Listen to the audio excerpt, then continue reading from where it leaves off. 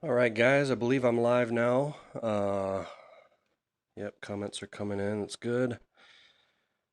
Jim Jones in Chicago. How's it going, man? I was in Chicago, was it 2 summers ago, 3 summers ago? It was really nice. Um, I'm from Florida, and so the Chicago summer was really nice compared to Florida. Like, if you're on the beach, it's one thing, but that, you know, 98 degrees Fahrenheit and 98% humidity is pretty brutal, man. Chicago was cool. I have a friend that lives there. He was my roommate in college. He's like a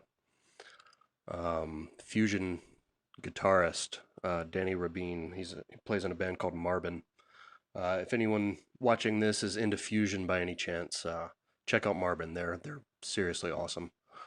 Um, and yeah, he lives in Chicago, so I saw him while I was in town and checked out some jazz bars and whatnot. It was a pretty cool city.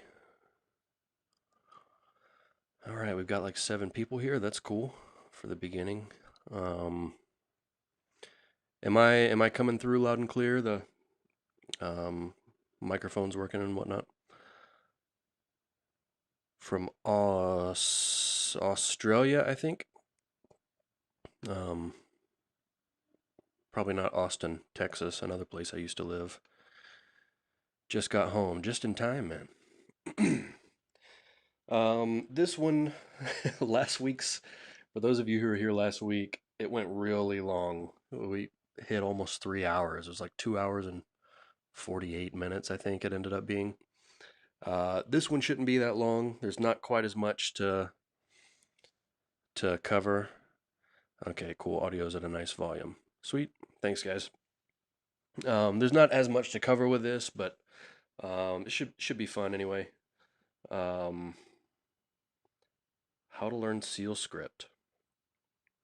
Uh, Sorry, let me just make sure everything is set up here on the table. I'm a little rushed today. I'm a little off my schedule because I have like a routine to get ready for these things. But today I had to do a call with Ash beforehand, and it just kind of threw me off my timing. Denver. Denver's real nice too. I haven't been there since I was in high school, I think, but I had cousins in Rifle, Colorado, which I guess not too many people know. It's a tiny little town. They don't live there anymore, but um, I went to visit them several times, and we went to stop through Vail and Rifle, of course, and Colorado Springs. Oh, what's the other? There's a place, something Junction, Grand Junction. Um, Colorado's nice. I remember we were there. There's another, I guess, Florida boy story.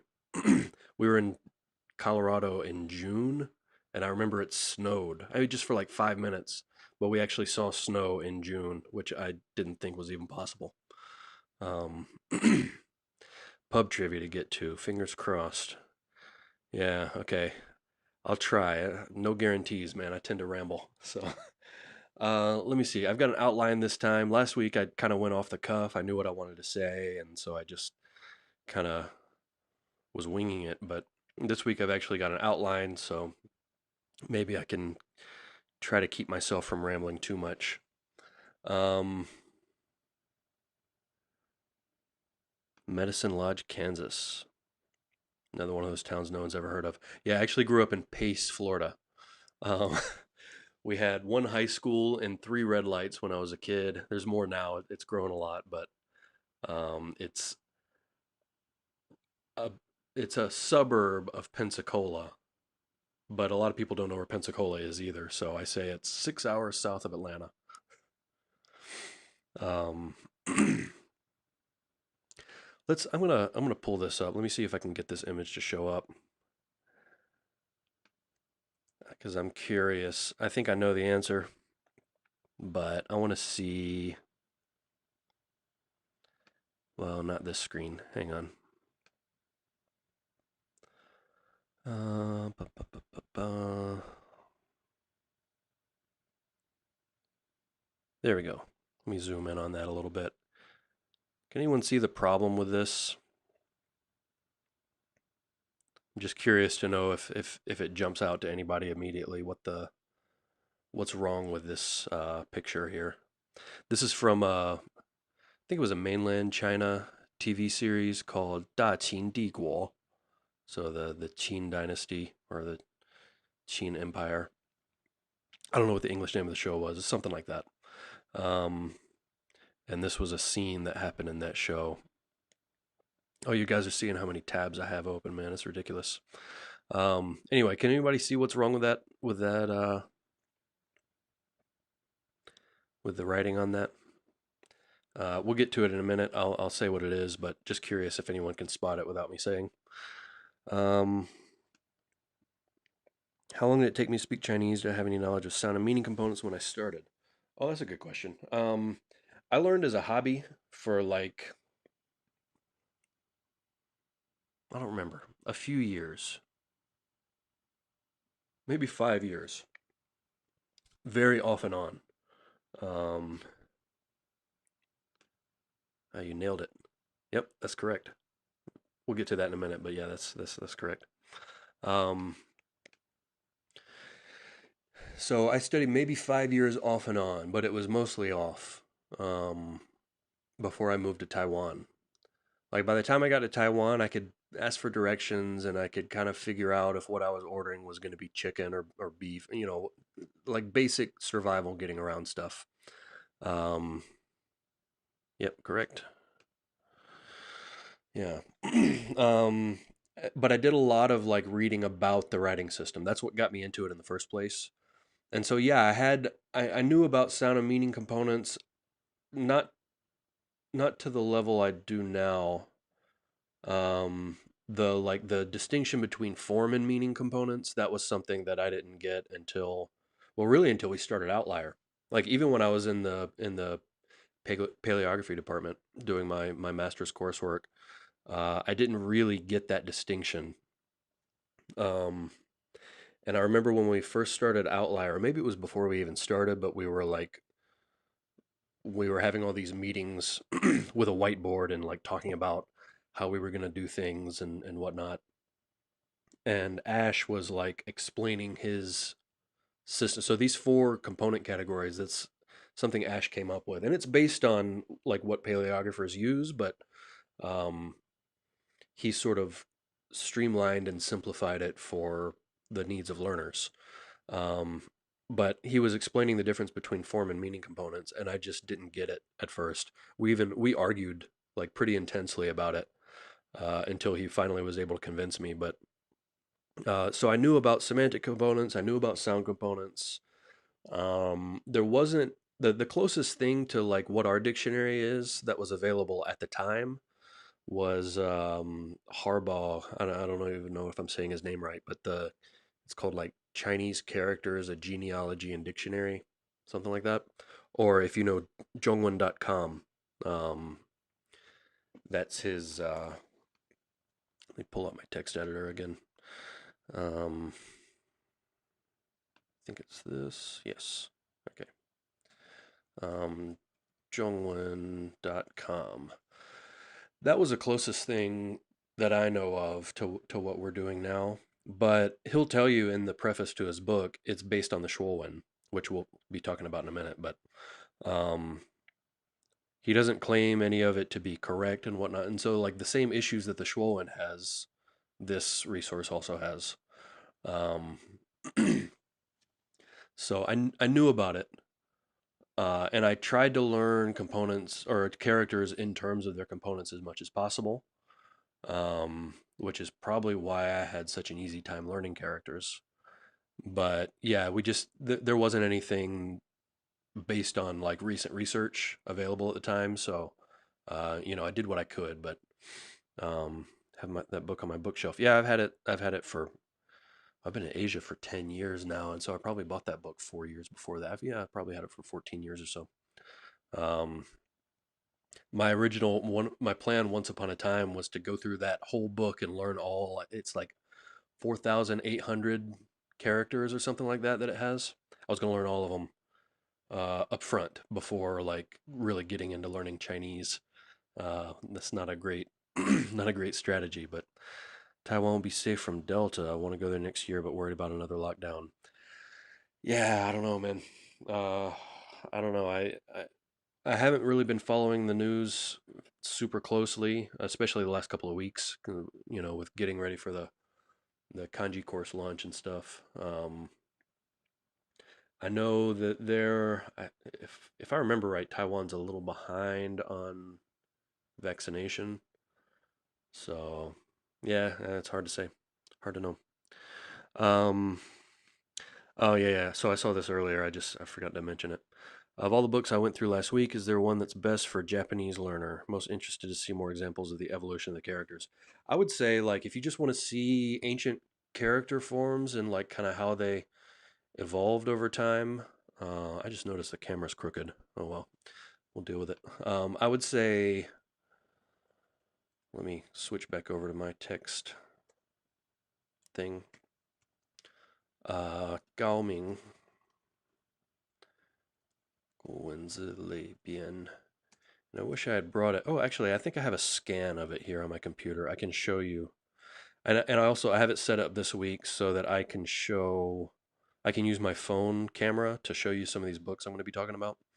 So, here's a good example. Let me pull this up real quick. All right, let me get rid of the sidebar because that doesn't really help much. All right, so this is Bao, right? So in the top row here, you have Jiaowen. Middle row, you have Jinwen. So Jiaowen, Oracle Bone script. Jinwen, Bronze script. And it tells you for each one, it gives you the time period. So Shang Dynasty, early Zhou, late Zhou, spring and autumn, more Shang Dynasty here, spring and autumn. Usually there's Warring States bronzes too, but I guess not for this particular character. And then at the bottom is other media. So you have Oracle Bone, bronze, and then other media. The other media can be bamboo, it can be silk, it can be sometimes it's this is a weapon like a dagger axe, which I would maybe normally expect to see that under bronze, but that's fine. This bottom left one here is it's on some sort of pottery or porcelain. And then this is bamboo script here.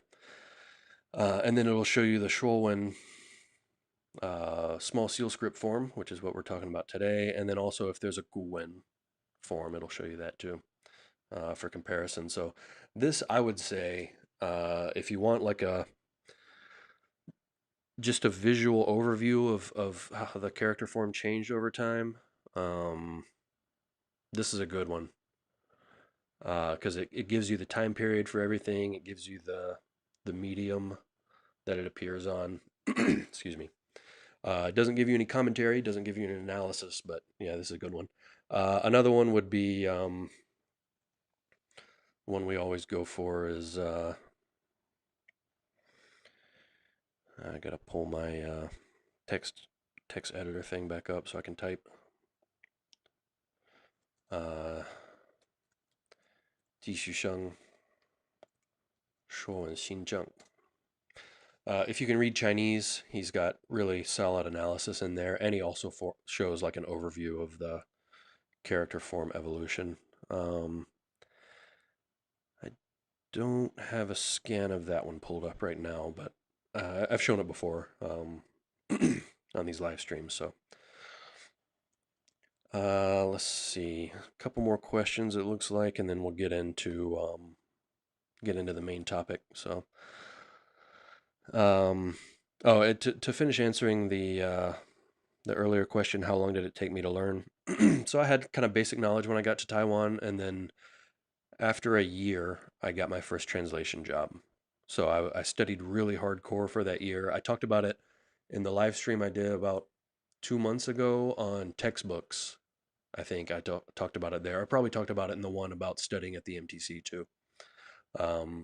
Yeah, I studied really hard for a year, started working as a translator, kind of part-time freelance. Um, so 5 years super part-time, a year really hardcore, and then another year of basically taking class sometimes and translating, you know, freelance, and then I did a year in the graduate department. So I was in Taiwan for 3 years. Um, Giving up on going to Taiwan anytime soon. Aussie government won't even let us out of the country until vaccination gets going, and it's so behind here. Yeah, this whole thing's been a mess, hasn't it? Um, yeah, I was in Taiwan like just a few weeks before they closed the borders last February. Um, and that's, yeah, obviously the last time I've been there. Um, and I would like to go again, but I guess, I'll have to wait till they open back up. Ash was there actually.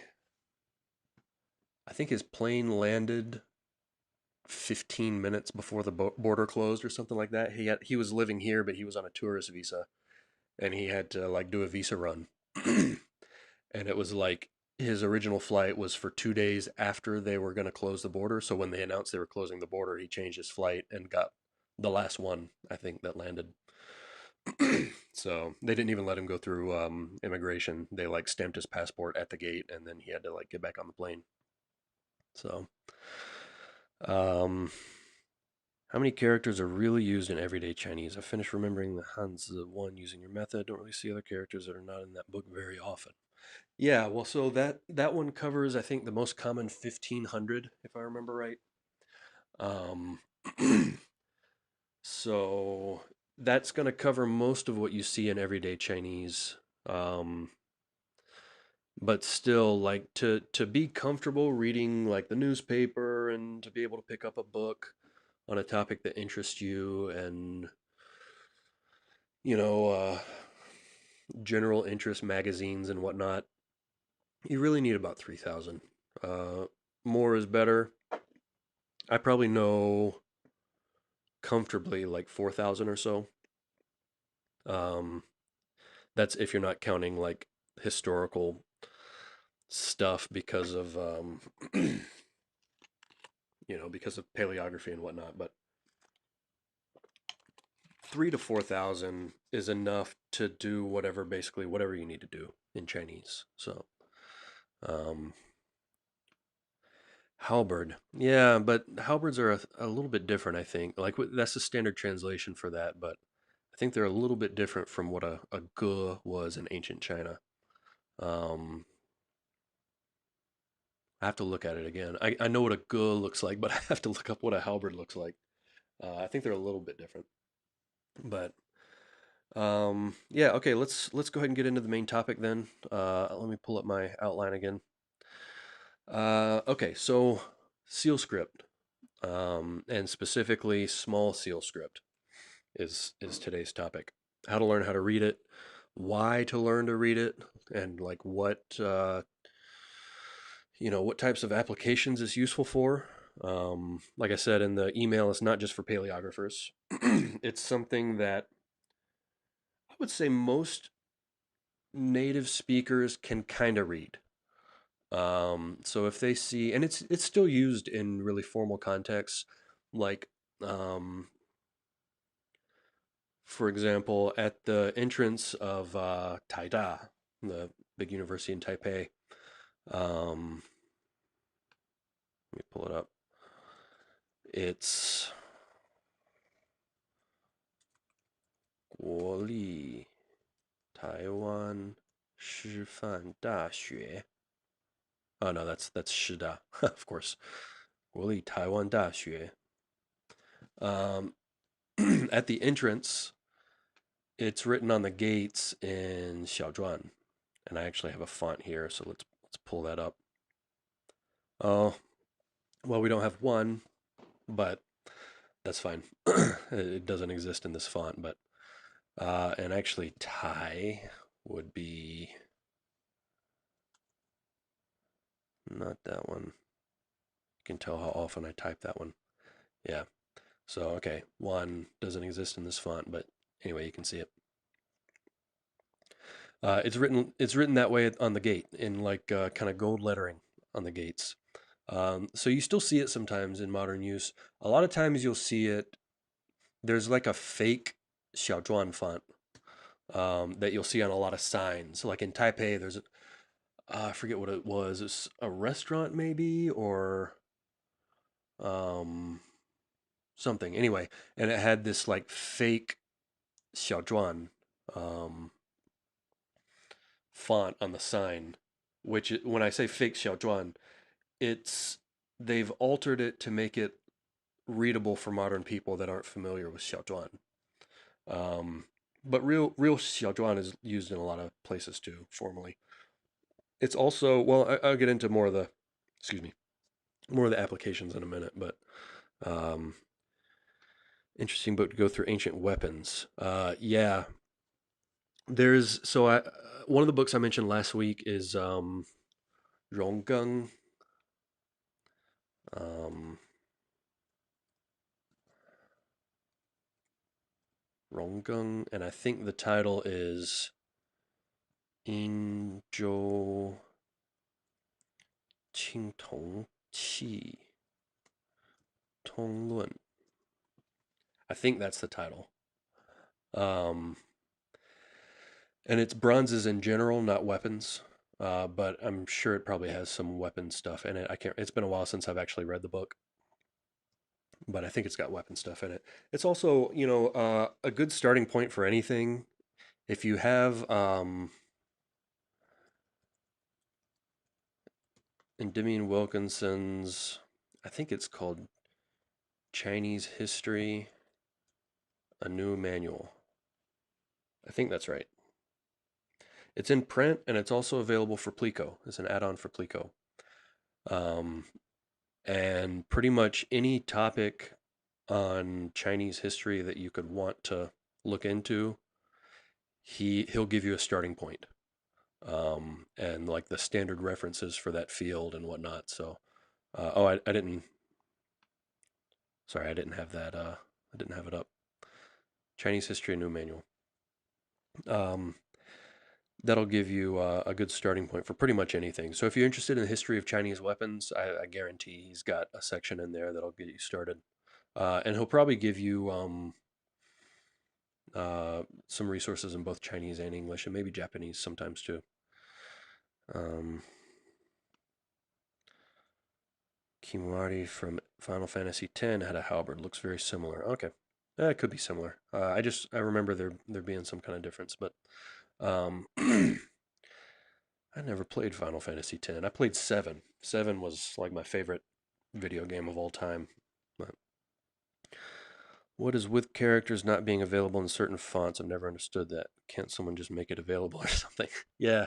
So that particular font is like it's meant to be.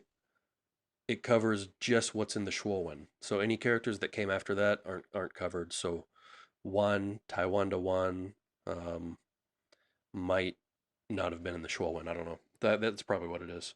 Excuse me. Um, Someone has to create all those glyphs. Yeah, man, making a font is a big project. Okay, so xiǎozhuàn, what is it? What is seal script?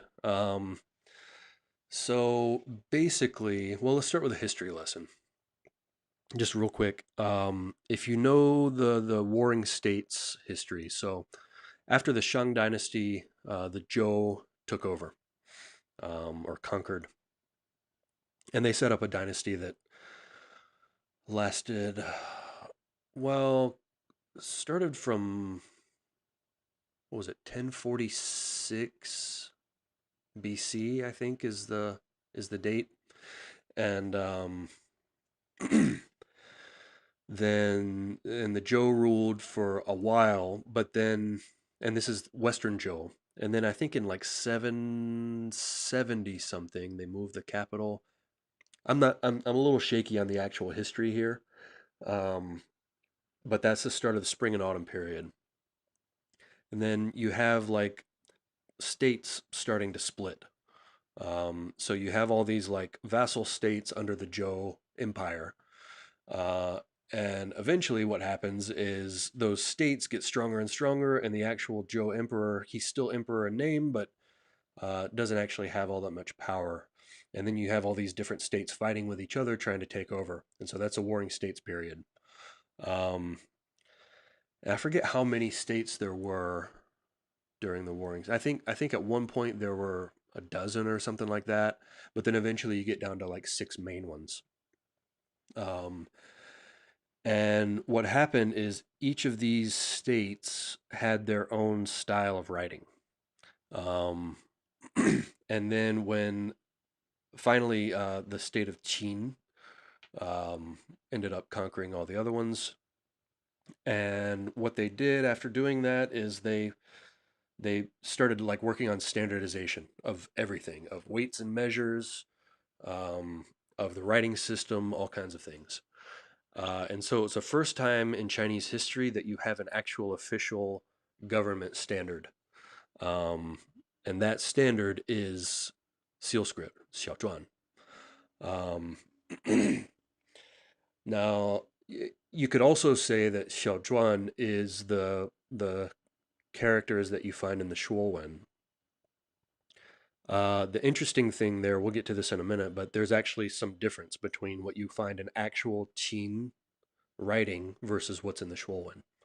Um, but we'll cover that in a moment. But that's basically the history of what happened. So you had all these countries split, and their writing systems diverged too.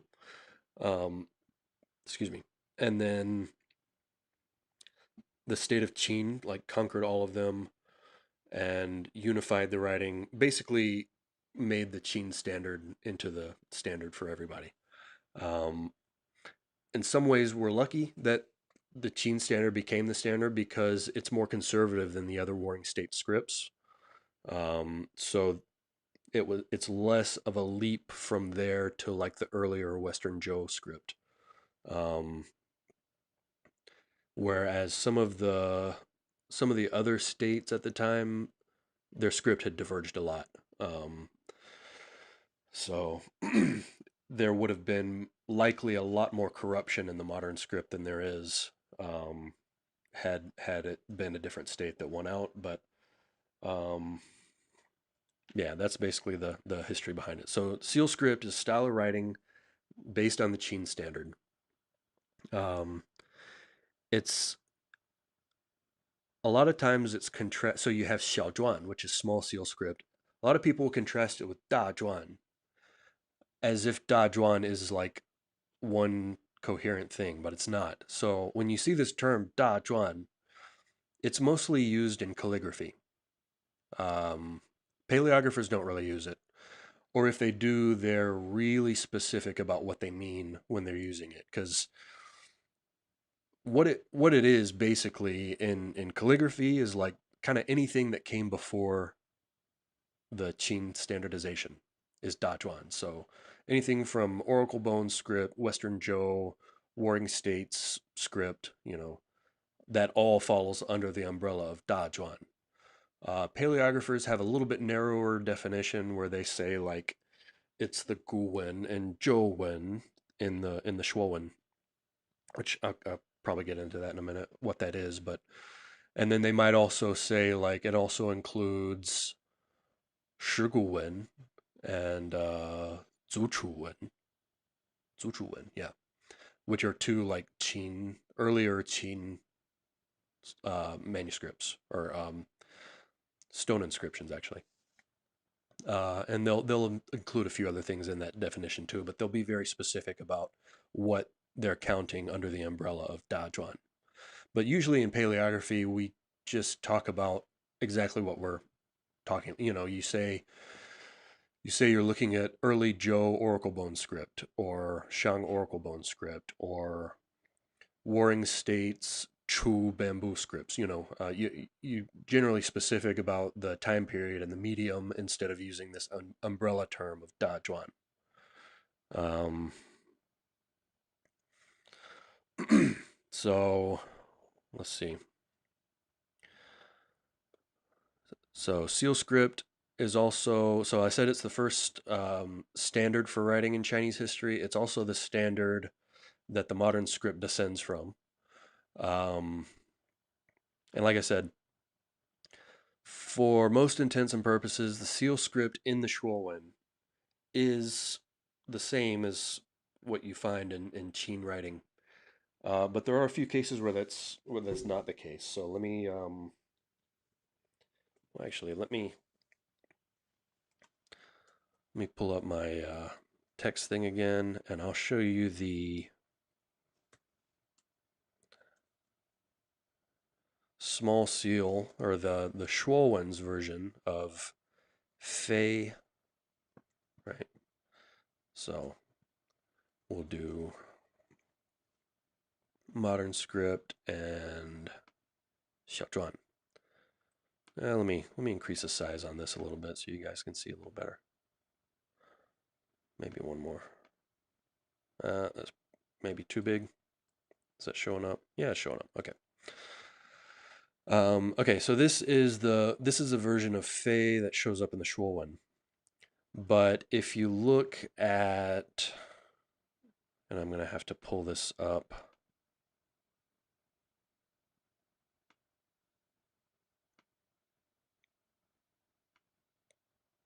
If you look at actual Qin dynasty writing,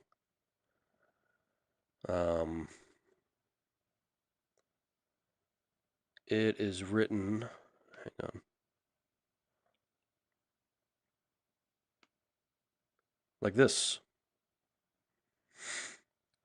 So you can see it's quite different in form. And actually, let me scroll up a little bit so you can see.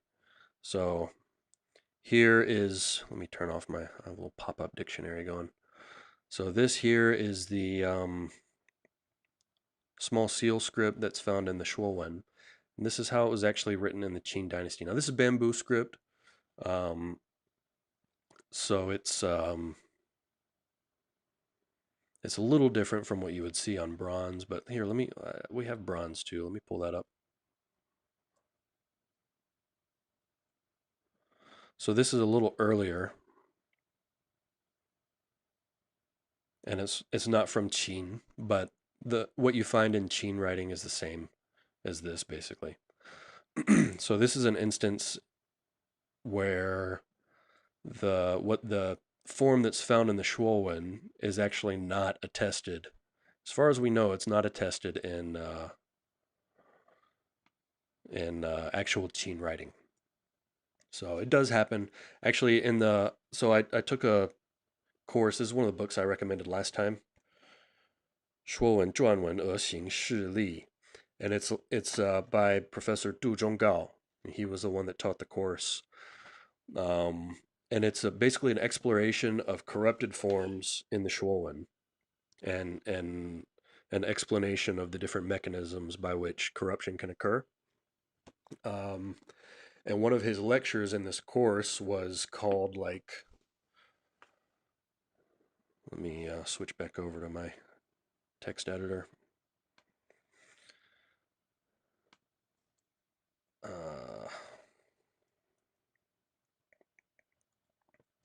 It was called 说文小传非秦传之例. So examples of where xiǎozhuàn in the Shuowen is not the same as Zhuanwen in the Qin dynasty.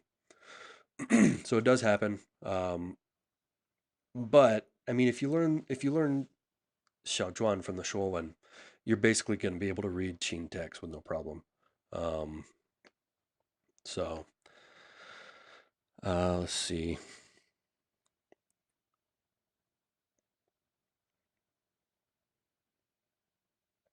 Okay, let me come back to these questions in a bit.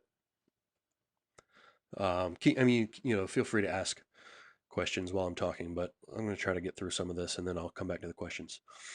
And there's also cases. Let me think if I can think of an example off the top of my head. I meant to find one, but so okay. With the Shuowen, there's different editions, tons of different editions. The two major ones that most people are really familiar with um, are, and obviously I'm showing you the cover. It doesn't have to be this cover, but this is 说文解字. And if I can, let me see if I can get really close on the. So you see in the top left of the book there, it'll say Han Xu Shen. So it's written by Xu Shen in the Han Dynasty, and then Song Xu Xuan. So Xu Xuan was a basically he collated and created an authoritative edition of the Shuowen, and I believe it's the earliest complete version of the Shuowen that we have. So this is Song Dynasty. So this is a good 800 years, I think, after the Shuowen was published. Before that, we have fragments. We have fragments from the Tang Dynasty and I think maybe some earlier. But the earliest complete Shuowen that we have is, I thought he was Tang Dynasty. Maybe I was wrong. Anyway, so he's Song Dynasty. And so this is the one that most people refer to. So there were two brothers, Xu Xuan and Xu Kai. Let me type it here. Xu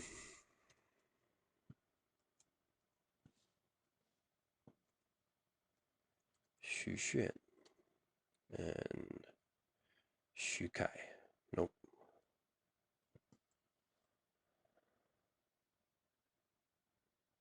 I think it's that one. Anyway, they call them, their nicknames are Da Xu and Xiao Xu. And I think it's because this one was older. I think he was the older brother. I could be wrong about this name. I'm not 100% sure there. Sorry about that. But so what they call his version is Da Xu Ben. And this is xiǎozhuàn. I'm not super familiar with xiǎozhuàn, but I do know that I remember Du Zhonggao saying that he gets some things right that Da Xu doesn't get right. So, but anyway, Da Xu Ben is one of the like standard versions that everybody uses. And then the other major one is by Duan Yucai. Don't forget I have my phone camera. Yeah. Let me set that up. Sorry. I always forget it.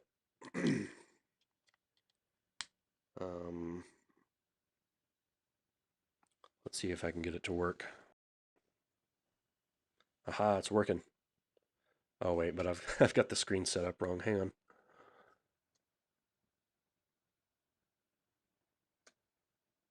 There we go. Okay, cool. I'll just darken it real quick. All right, my computer's giving me a pop-up trying to update my phone software.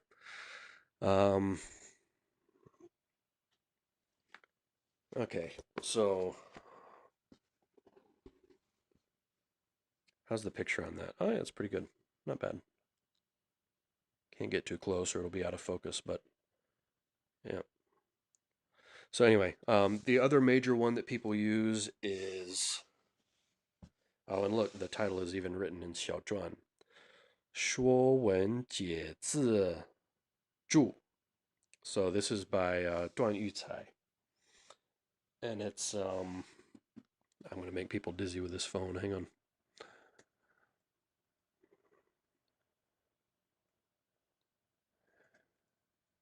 Duan Yucai. So this is basically a commentary on the Shuowen from the Qing Dynasty. And, excuse me. It's actually, let me, so what he does is he uses Da Xu Ben as his like basis.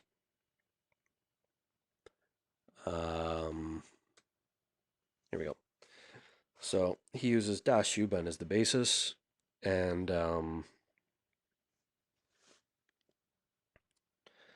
so what he'll do is he'll show like this. The big text is from 大书本, so it's the 说文's explanation, and then the small text is 段玉裁's commentary. Okay.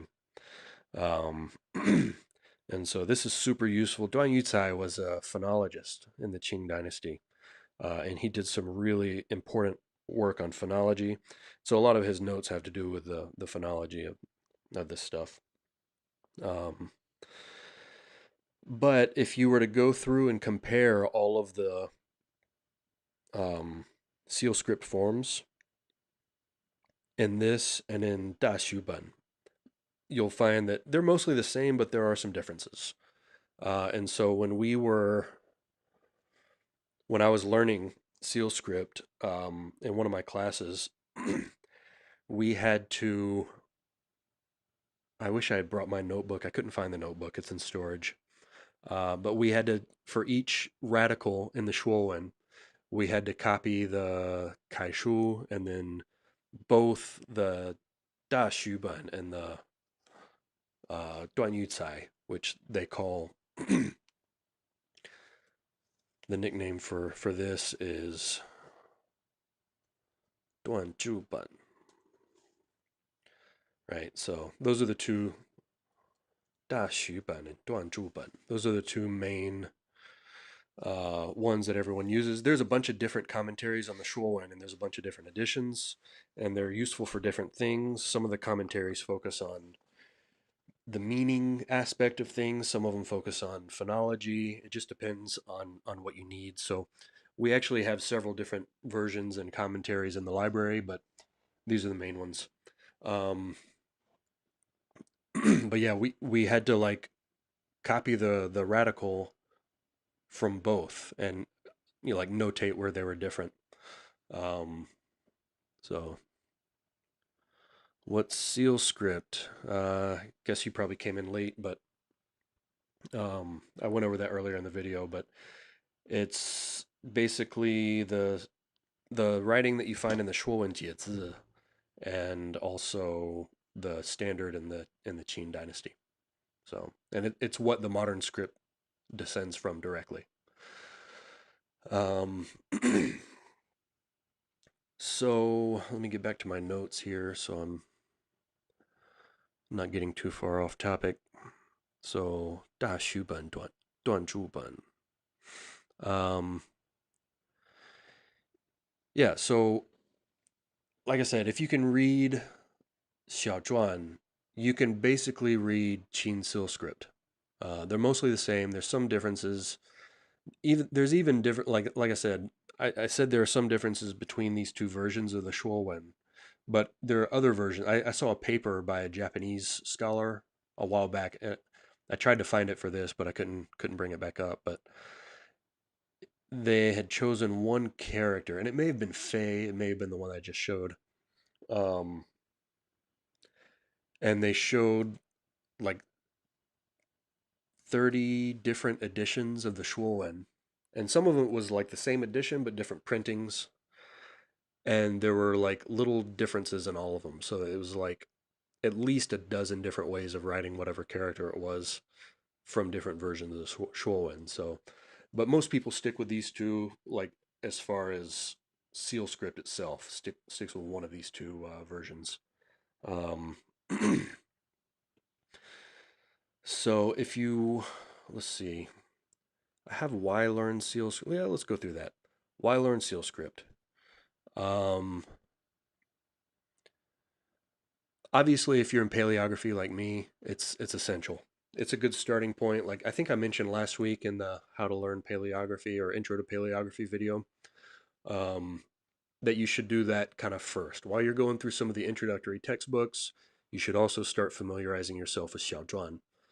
Um, it's it's kind of assumed in paleography that you know how to read it. And there's even some books. I don't think I have one with me today, but yeah, there's some like character compendia, like ancient character form um, books that have everything organized by not only in xiǎozhuàn order, but the head character at the top of the page that tells you what character form you're looking at is in xiǎozhuàn. It won't be in modern script unless it's a character that was invented later. Then it'll be in modern script. But it's assumed that you know how to read it, and it's not that hard to learn. Like it's really some of the forms, if you're not familiar with it, look pretty wild. But once you get the hang of it, it's really not hard to learn. Uh, it's something that well, it's something a lot of native speakers can't do very well. They can kind of get the gist, but real xiǎozhuàn, a lot of times some of the forms will trip them up. So it's impressive. But a real reason to learn it is like for people that aren't in paleography, if you ever like one of the most common questions I see on Chinese forums is like, can you help me read this seal? You know, they'll have like a painting that they bought, and the seal, like the author's name, is stamped at the bottom in seal script, or a calligraphy scroll, and you know it's in seal. So it'll help to be able to read that stuff, or you know, like any sort of seal. Usually, I mean, there's different types of seals, and there's different styles of doing characters on seals, but they're usually somewhat at least based on the xiǎozhuàn form. So if you can read it, you can figure out the seals. It helps a lot. Um, Another thing is if you're interested in art history, you'll run into a seal script a lot. If you're interested in early China, like not just paleographers, but any aspect of early China, it's useful to be able to read. If you're interested in calligraphy, I did a live stream a couple months back about how to learn to read cursive. And I mentioned in that one, I'm pretty sure I mentioned this, a lot of early cursive forms um, like from, oh, I'm blanking on the guy's name, like Ouyang Xun, and why am I blanking on this guy's name? I can't remember. Anyway, some of the early cursive calligraphers, um, a lot of the cursive forms are actually, instead of being based on kaishu, they're based on the xiǎozhuàn, um, or they're based on clerical script, you know, which is somewhere in between. But um, so for reading, especially early cursive, but cursive from any period, because all of the famous calligraphers also knew xiǎozhuàn really well. So they often draw inspiration for their cao shu forms from the seal script. So if you need to be able to decipher handwritten documents, you know, in cursive for any reason, for hobby or for research or whatever, it really helps to be at least familiar with xiǎozhuàn. Like you don't have to be super comfortable with it, but somewhat familiar with it would help a lot. Actually, I took a class on how to read cursive, and that's one of the things he did was he made us all copy part of the xiǎozhuàn so that we could get comfortable with seal script. I already was, but you know that for the other people in the class who weren't, it was a really useful exercise. So, um, and yeah, like I said earlier, this well, so that I was going to say one of the other reasons for learning it, and this is just kind of goofy, but uh, one of the other reasons for learning seal script is that you can spot nonsense like this. So a few people called this is actual xiǎozhuàn, which is the standard xiǎozhuàn is meant for hard media. So stone inscriptions, bronze, stuff like that. Um, It's not meant for brush writing. Now, of course, Qing Dynasty brush writing, the forms basically do resemble xiǎozhuàn, but they're written with brush strokes, where this is written like zhuanwen, like xiǎozhuàn. Um, for fun, yeah, that's a good reason to learn anything, right? That was actually my first reason. Can't remember if I said it or not, but I may have skipped it. But yeah, it is fun. I think it's a lot of fun. Um, but yeah, this is not written like bamboo. This is not Qin bamboo script. This is Qin Zhuanwen, Xiaozhuan. So yeah, the you'll be able to spot stuff like this. And of course, if they did authentic Qin script, they're not gonna, people aren't gonna understand it. Well, they'll understand it even less uh, than they would here. But oh, look at this. Here's a little Easter egg. I remember seeing this before. Can anybody read this?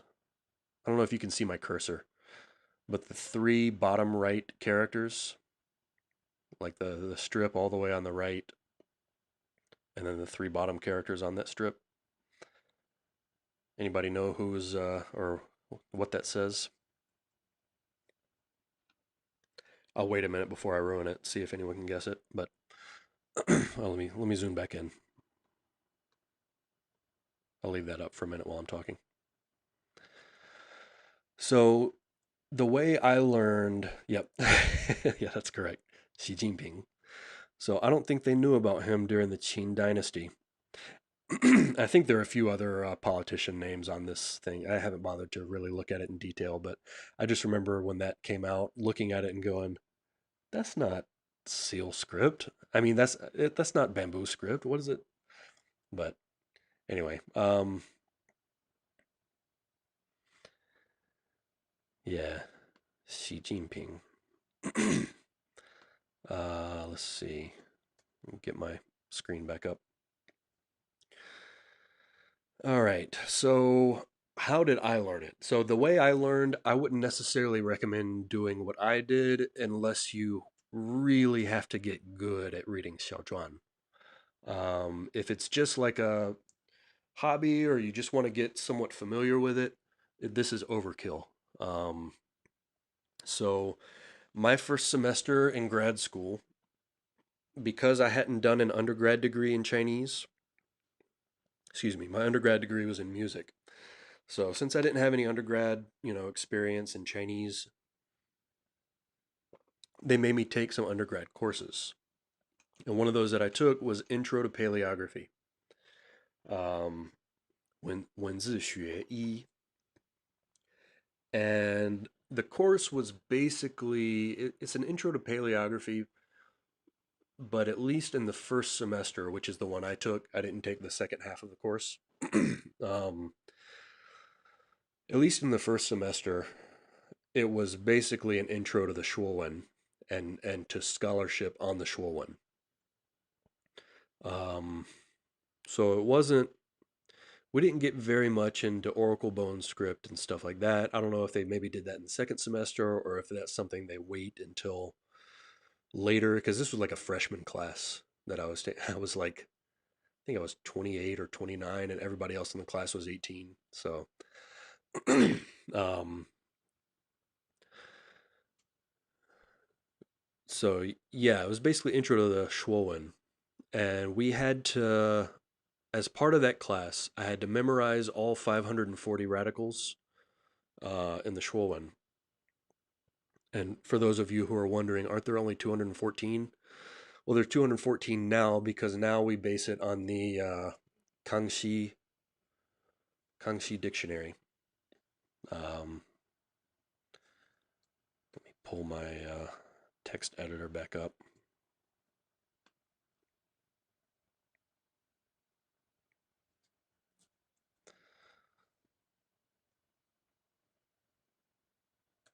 So, Kangxi 字典. So, the Kangxi dictionary had 214. That's why, in traditional dictionaries now we have 214. Simplified dictionaries have fewer, like 198 or something. I forget how many. And it depends on the dictionary. You know, there's a few different ways of doing it. The Shuowen had 540. And I don't want to make this another rant on radicals, but if you're thinking components when I say radicals, think section heading. So the word for radical in Chinese is bu shou. It's literally section, bu, and head, shou. It's a section heading. So paper dictionaries are arranged into sections or bu, and the bu shou or the radical is the character that shows up at the beginning of the section. It doesn't necessarily have anything to do with the character's actual structure. Sometimes the radical breaks the character down in the wrong way. So when I say radical, think of sections of the dictionary and the character that shows up at the beginning.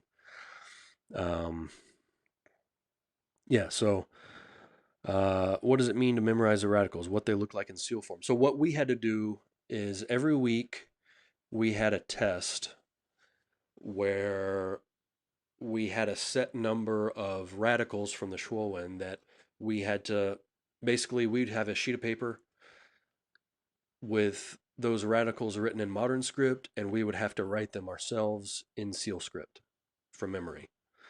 So, and then we had like a notebook. This is the notebook I mentioned that I wish I had brought, where we had to write the radical in modern script, seal script from Da Xu Ben, and then also seal script from Duan Zhu Ben. And we had to write each one like 5 times, and then we also had to copy the Shuowen's definition in modern script.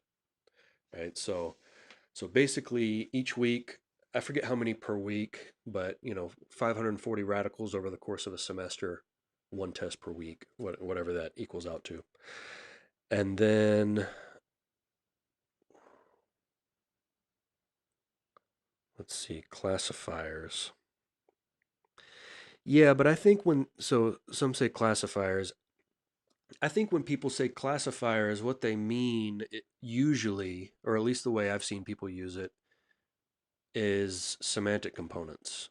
But that's not always the case either. Like there's actually a video if you're interested on our YouTube channel with Ash. We filmed it about a year ago, a little over a year ago, a year and a half ago maybe, talking about radicals. And he gives an example of a character in which the radical is a sound component, not a semantic component. So I think when people say classifiers, they mean semantic component. Um, so I radicals isn't a good translation either because people think root, you know, radix um, is the root word of radical. So and it means like root. So people think of radicals as being like semantic components also. I don't know. I think section heading is a good one, but I'm not going to convince people to call them that, so I'll just stick with radicals. Um, so yeah, we had to learn all 540. Um, so what I did, I made an Anki deck, like a flashcard deck, where I'd have the modern script radical on the front, and then I had to write from memory the seal script, and that would be on the back. So that's how I learned those. And then we had that workbook where we had to copy the definition and copy the form 5 times each from both of those versions of the Shuowen. Then later in the semester, he would give us these sheets of like characters written in xiǎozhuàn. And we would have to, based on our knowledge of the radicals, we'd have to look at the character and figure out which character it is and like transcribe it in modern script. Um, and basically, like if you know the 540 radicals, you'll know at least the shapes of most of the components that show up in seal script. So if you know the 540 radicals, you can look at a character and basically figure out what it is. Unless there's corruption between Shuowen and now, which happens. Um, so if you want to get really good at reading seal script, then you kind of have to learn the corrupted forms too. But Yeah, so that was what we did in my um, undergrad paleography class. That's probably, I would recommend probably doing that. That I think that's a good approach to take. Learn the 540 radicals. It's a, there's issues with the radical system. We've written, on our blog about it.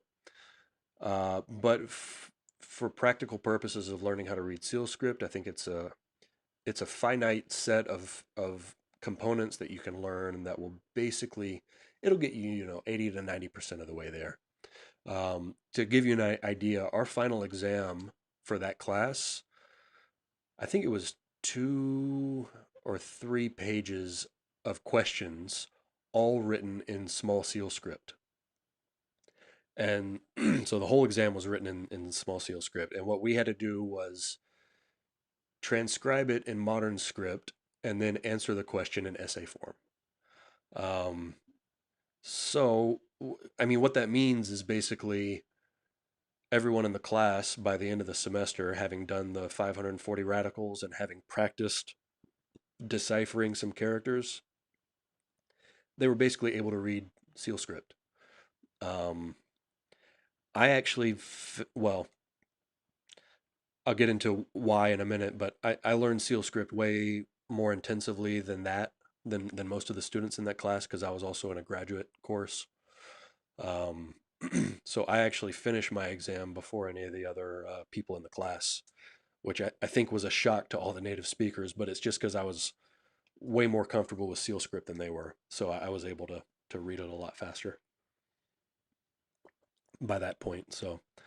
Um, so the other thing I did that semester was learn 540 radicals, challenge accepted. Yeah, it's really not that bad. I mean, if you're already, especially if you're already literate in Chinese, learning 540 of these that you're already mostly going to be familiar with is not that bad. So, and it like that's why when I say like maybe seal script looks daunting when you first see it if you're not familiar with it, but once you learn a few dozen of the radicals, you'll start to see it, and it becomes fairly easy to learn how to read. So what the other thing I did that semester, the same semester, was I took that um, course on character corruption with this textbook. And since the book is focused on corrupted forms in the xiǎozhuàn, um, like it explores corruption in general, but it uses specifically examples of corruption in the xiǎozhuàn. Um, and so the professor had us go through the xiǎozhuàn, and he wanted us to use specifically Duan Zhupan. I don't remember his reason for that, but um, he had us go through and copy every single head character. So not every character of the explanations and all that, but there's 9,933 characters in the xiǎozhuàn. And we had to write every single one of them in modern script and in seal script, xiǎozhuàn. So I had like a semester to complete that. I think it worked out to 80 or 100 characters per day or something like that. By the end of that semester, I was really, really comfortable with seal script. Um, Ancestral bracelet with seal script on it. Oh, that's cool. If you need help reading it, post it to, if you're in our Facebook group, Chinese Character Discussion on Facebook, post it there and I'll help you read it. If you don't know what it says. What was my career plan when I chose these courses? Well, I was planning, after my master's, I was planning to get a PhD. So this is before we started Outlier. I was going to do a PhD in paleography. So I was just taking as much as I could um, to learn how to read ancient script, basically. Yeah, do it. If you're in the group, if not, I mean, it's a public group, so it's called Chinese Character Discussion. You could probably get there from just searching that on Facebook, or if you go to our company Facebook page, there should be a link there to the group too.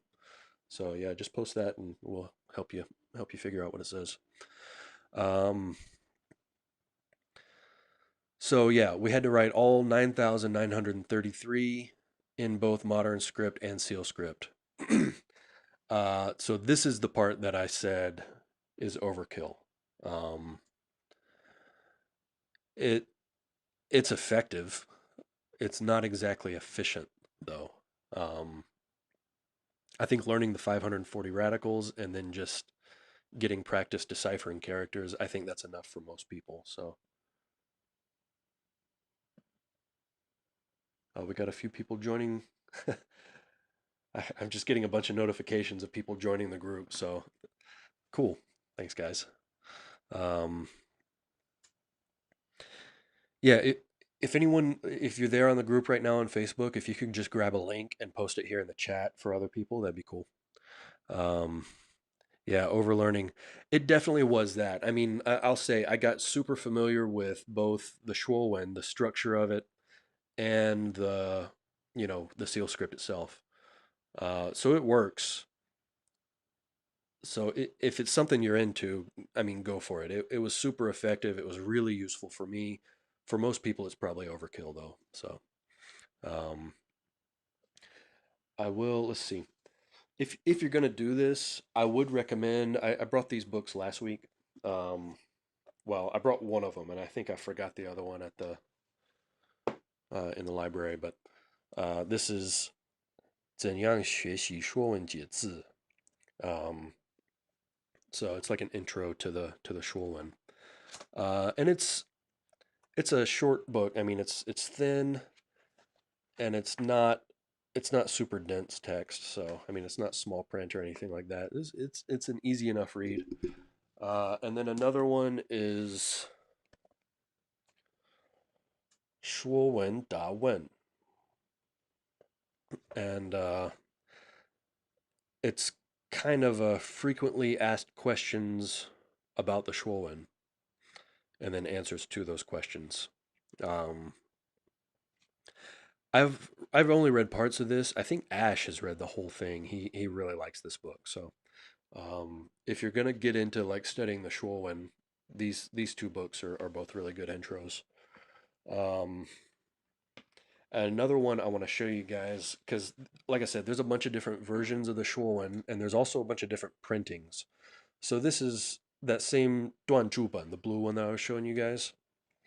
It's the same one, 说文解字注, right? But this is well, it's a specific edition. It's published, I think, in Taiwan. Yeah, Hongye. I'll put the publication info in the video description. But this one is super cool. Let me get my camera going, my phone camera going again. So I'll show you the difference between these two editions. So this blue one that I have here, this is by Shanghai. Well, what's the English name of the publisher? Anyway, in Chinese is Shanghai Guji Chu Ban She. Yeah. I'll put that info in the video description later too. But this one is really nice. The cover is like a cloth. It's a hard cover, but it's like a cloth material. The paper is really high quality. And let me pull up my phone.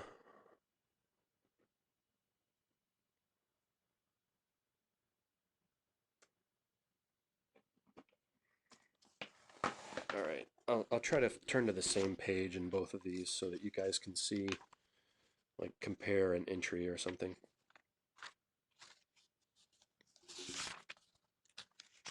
Preface. Okay, here. Yeah, we'll start with the first entry.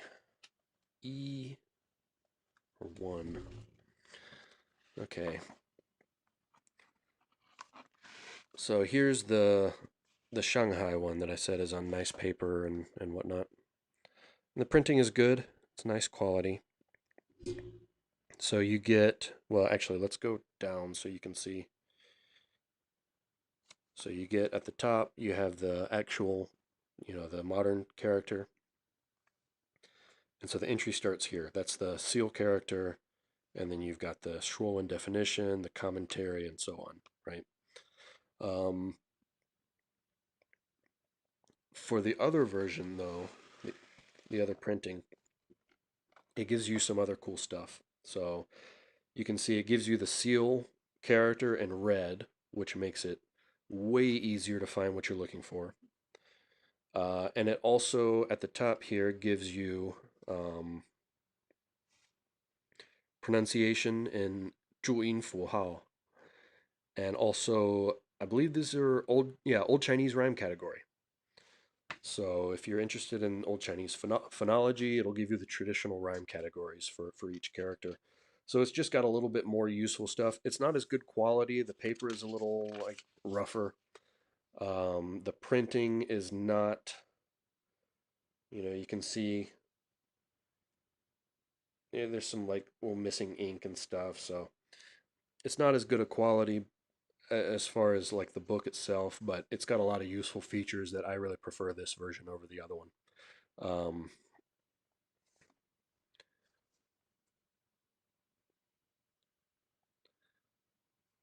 Okay, cool. Took pics of the bracelet. All right, cool. Yeah, I'll take a look as soon as we get done with this video. So, um, yeah, if you can get this is it's published by Hongye.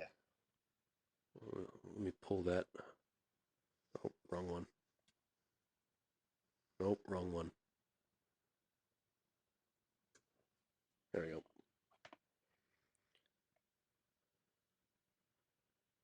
I don't know if you'll be able to see that, but Hongye Publishing in Taiwan. Or if you're in Taipei, they have it at the Lucky Bookstore, close to Shida. So,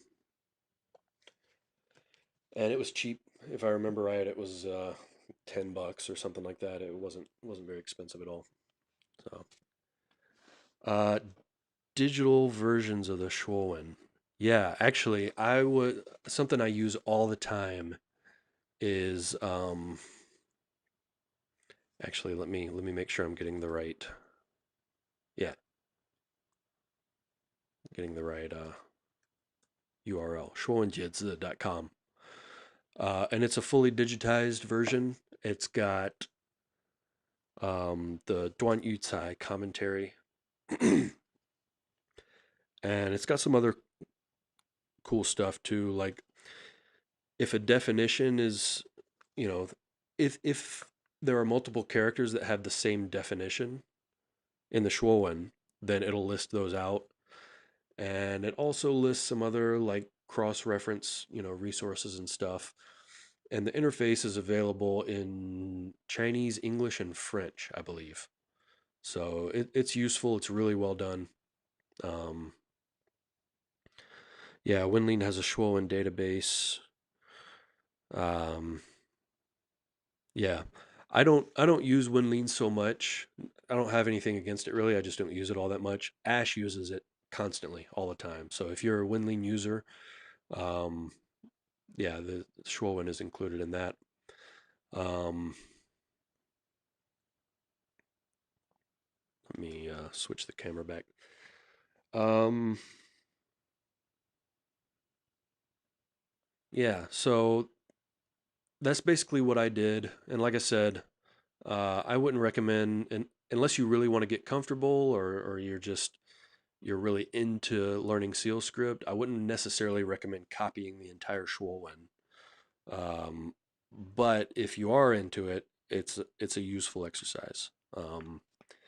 It it's overkill for most people, but it works really well. Um, so after that, I mean, you can just start reading stuff basically. I mean, if you're into seals, like on paintings and calligraphy and stuff, then I would recommend go check out some seals and see what you can read, see what you can figure out. Um, if you are into reading like ancient texts, or like stone inscription. Another thing you'll see a lot. There's a lot of temples and shrines here in Japan where there's like stone inscriptions written in seal script, or it'll be like there'll be some big characters at the top in seal script, and then the rest of the inscription is in more modern script. But um, what software am I using? It's called Ecamm, Ecamm Live. I think it's only available for Mac. I don't think there's a Windows version. Yeah, it works super well. I'm it's really easy to learn and get up and running pretty quickly. So, um, yeah. So there's some text you could read, like 祖楚文. So this is in the Qin Dynasty. So there's well, sorry, not Qin Dynasty. This is Warring States period text. So it's a little earlier than the standardization, but if you can read seal script, you can read this. It's almost identical. So there's Qingguo, and one of the other states during the Warring States period was Chuguo. And so this is like basically a curse against Chuguo by the Qin emperor, and it's a stone inscription. You could easily read that once you get comfortable with xiǎozhuàn. I mean, I say easily if you're comfortable with classical Chinese. Um, oh, I'm typing and I'm not showing you guys. Sorry, I gotta get used to switching to all this. So 祖楚文, Qingguo versus Chuguo. Um, but um, yeah, you have to be able to read classical Chinese to read this. Obviously, if you're, I did a live stream about 2 or 2.5 months ago about how to learn classical. So if that's something that you haven't done, then yeah, no Windows version. I think OBS. I used OBS, before I switched over to Ecamm. It was fine. It's a little bit more of a learning curve, but it's not too bad. Um, let's see. Are seals too highly stylized to easily make the jump from the shoreline, or is it generally doable? Uh, it depends. Some of them are very stylized, uh, and some of them are pretty close to xiǎozhuàn. So it just depends on which seal you're looking at. But there are some conventions. So like, there's one, and I can't remember what it's called. It's nine something. Forget it. Some style of doing seals. I'm not super familiar with the whole seal thing. So, um, but there's one style where like each stroke tends to be like have this like zigzag pattern or whatever. But if you can read small seal script and look at these seals and think, okay, which of these twists and turns are decorative and which ones are actually part of the character form, you can figure it out. And especially once you look at more of them, it gets pretty easy to figure out what's going on. So there's also like there's earlier seals than xiǎozhuàn too. So and you'll also find some calligraphers will use kind of like early bronze script forms in their seals, um, just as like a style thing. But there's also like compendia of seals from like warring states and earlier, um, where you can see like what forms were used on different people's chops and stuff. Um, another, let's see. So I brought a couple other books that aren't directly related to xiǎozhuàn, but are close enough that they're worth bringing up. Um, this is 篆书大字典. And so this is 篆书is it depends on who's talking. So some people use it to mean xiǎozhuàn, And some people use it to mean both xiǎozhuàn and dazhuàn, which, as I said earlier, dazhuàn is basically anything before xiǎozhuàn. So anything from Oracle Bone script up through Warring States period. This particular book is both. It's most of the character forms are basically xiǎozhuàn, but then there's also some like Oracle Bone script forms and stuff. And this is, I mean, I think this is more for like calligraphers than it is for paleographers, but it's quite good. I mean, it'll tell you where each character form comes from. Um, if you're familiar with xiǎozhuàn, you'll know which ones aren't xiǎozhuàn. It'll be pretty obvious, but it also tells you where it's from. So if it says like they'll say jiǎozhuàn, or they'll tell you the time period each form is from. And there's a lot of like xiǎozhuàn from later calligraphers, so you can see how like um, calligraphers from the Tang Dynasty or the Qing Dynasty would write xiǎozhuàn. So this is a useful book if you're into this, this kind of thing. And it's 160 RMB, so I don't know what the exchange rate is right now, but I don't think that's very expensive. Another one that's really useful for like if you want to learn to read, excuse me, Qin script, like not Shuowen small seal script, but actual Qin script, is this book, which I brought last week and showed, but Qin 文字字形表. So this is actual like paleographic, um, characters from the Qin, and not from the Qin dynasty, but from. Let me do the phone thing. I'll get smoother at this eventually, guys, but not today.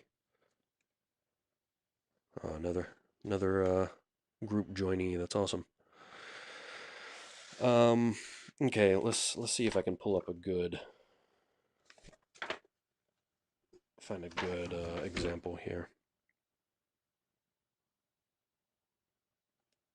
I want to find an example that has, because there's 3 rows in this, and so I want to find something that has all 3.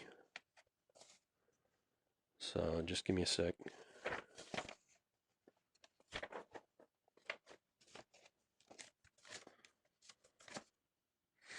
Here. Well, that's not a great example either, though.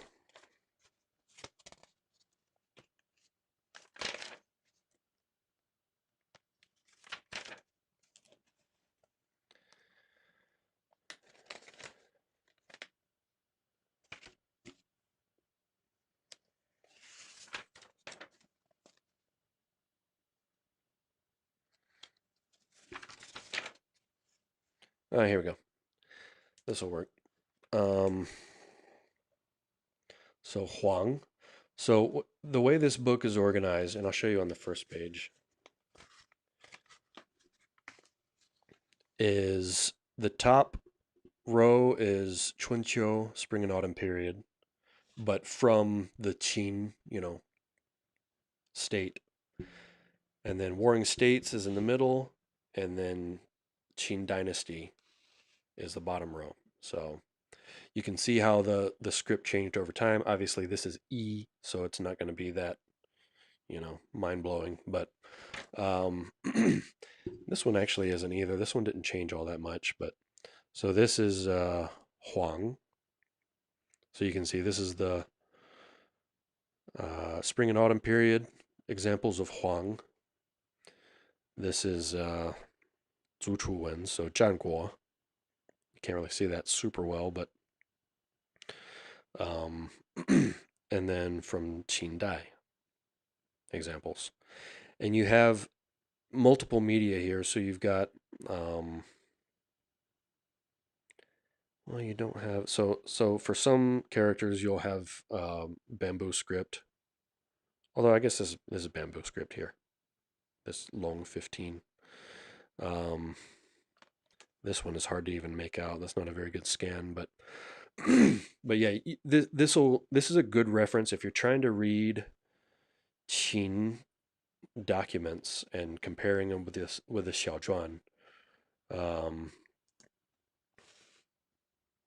it's useful to be able to see how each character form changed over time, and this is a good book. This came out like 4 years ago, I think, so it's fairly recent, and it's really well done. Some of the individual character scans are a little pixelated, not very clear, but um, yeah, it's really good. Here's this is the name of the series, and then the compilers or editors.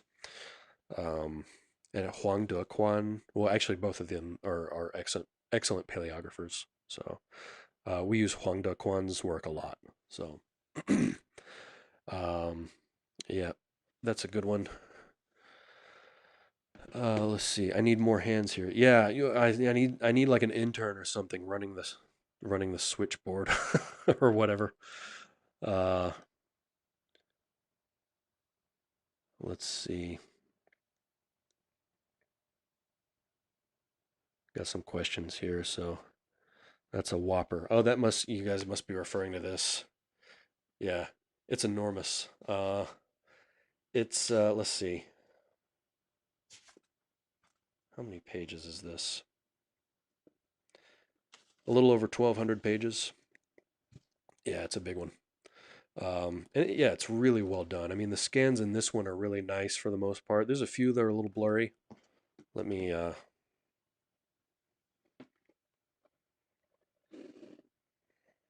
scans here are well done, and you can see like the citations are useful. So yeah, this is a cool little book. A lot of the forms come from later, so a lot of them are from calligraphers. You can see like Yuan Dynasty, Ming Dynasty. So so much, it's not super useful for paleography, although there are some paleographic forms in there. Um, but for comparing different Zhuanwen forms or for like a reference for calligraphy, it's excellent. Um,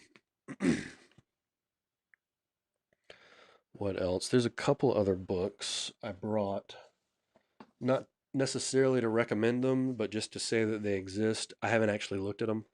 I bought this one, 小篆事变指南.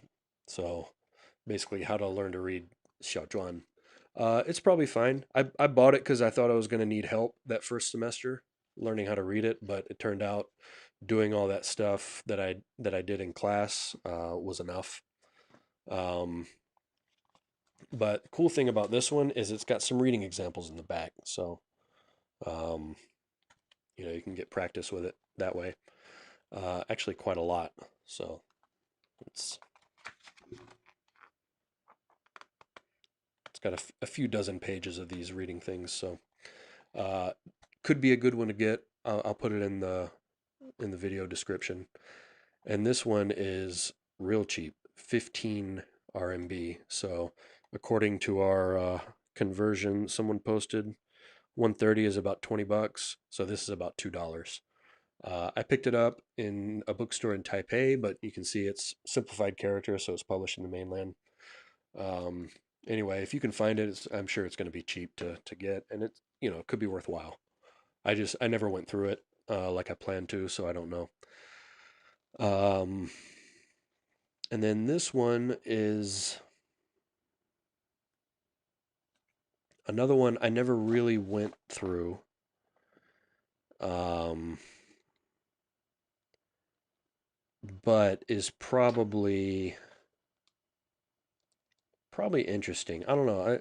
Actually just looking at it now, I'm kind of wanting to read it because it looks like they use some paleographic research to explain stuff, which is cool. Like they talk about Jiaogou wind forms and stuff. So anyway, this is 说文解字540部书讲, right? So kind of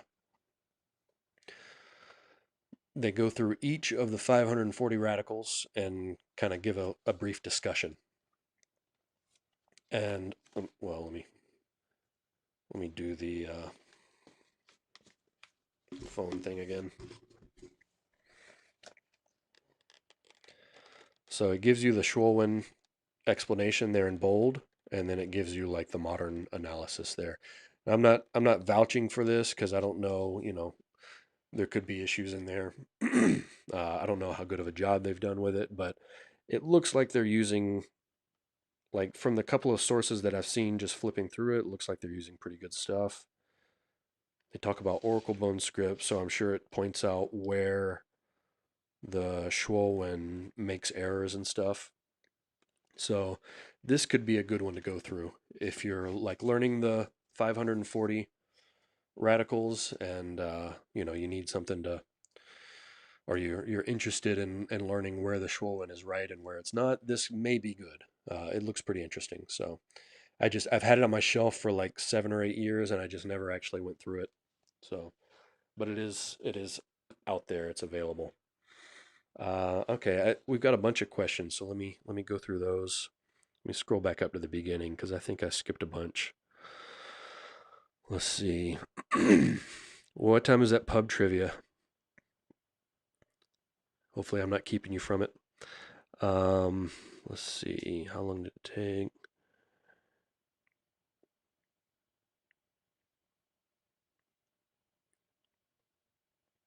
Um, Taiwan.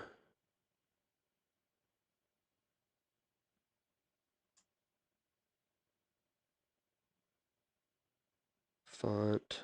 Sorry, guys. I'm scrolling through um to find which questions I need to address. What's the relationship between xiǎozhuàn and clerical script? Um, so clerical script,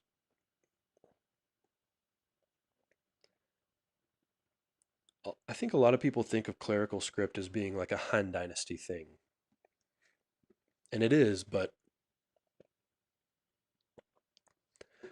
clerical script is um, it's written with a brush, right? So you have this kind of dichotomy between. I think of it as hard media and soft media. So hard media would be something like a stone inscription where you're carving, or oracle bone where you're again carving, or bronze where you're casting. And you can be really detailed and you can have very rigid shapes and forms. So that would be obviously like bronze script falls under that category. Uh, Zhuanwen seal script falls under that category because it's excuse me.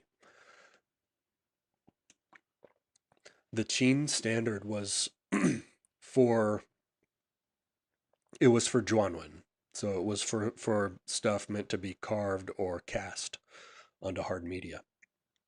Um, the brush writing at the time was more or less the same, except if you look at it, the shapes are different. So I'll try to pull up some. Uh,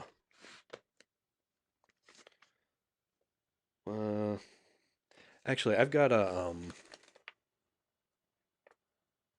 Oh well, I should have pulled up an example of Shui So this is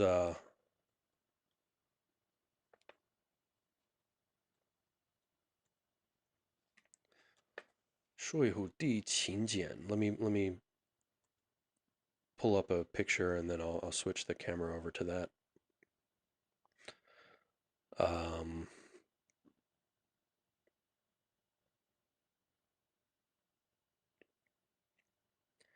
oh, that's frustrating. A lot of the images on Google image search aren't Shui. They're maybe I have a PDF.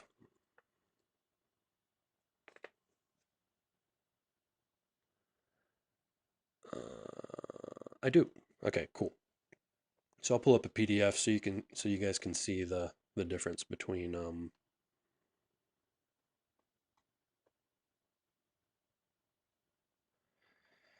between Qing Dynasty clerical script and Qing Dynasty um, seal script.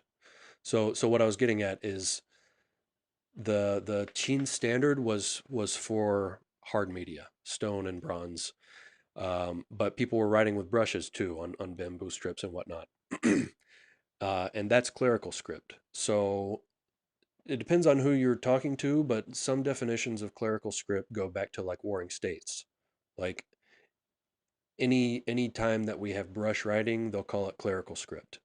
That's li shu.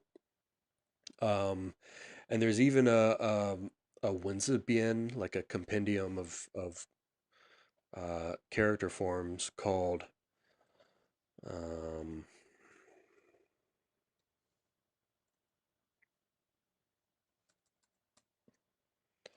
秦汉魏晋篆隶字形表. Why does my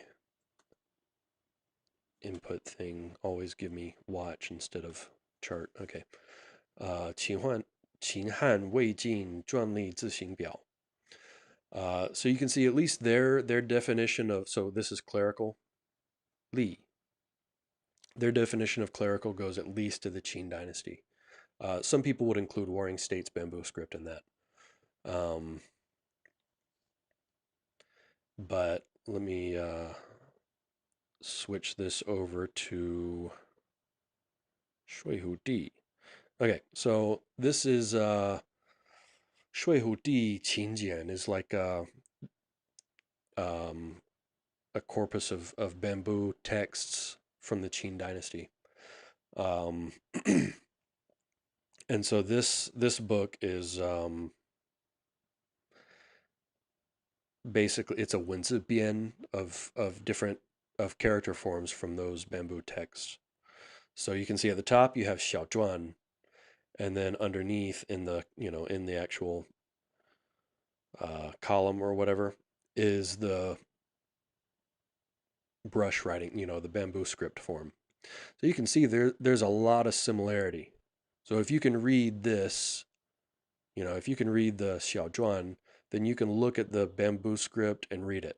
But you can see they're written with brush strokes. I mean, you can see the thickness varies, and it's clearly it's a little messier because it's written by hand. You're writing with a soft instrument, a brush.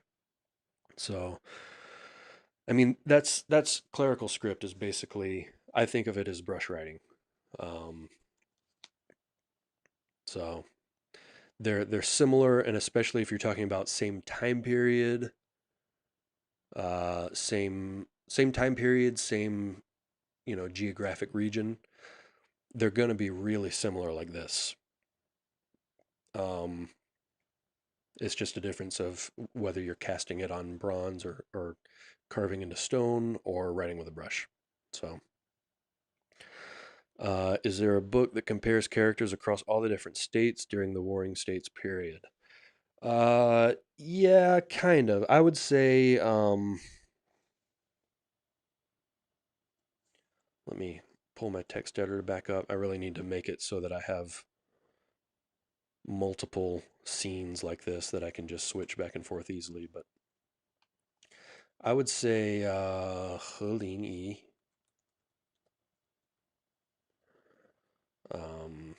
I think it's 战国古文字典. I think that's the title of it. um, he'll show you. The thing is, there's some states that we don't have a whole lot of paleographic material from. So there's some states that it's going to be hard to find character forms from. But generally, if they exist, or at least if they existed at the time he published this, which I think was in the 90s, or maybe early 2000s, then you'll find them there, as well as his analysis and whatnot. So that's a really useful book.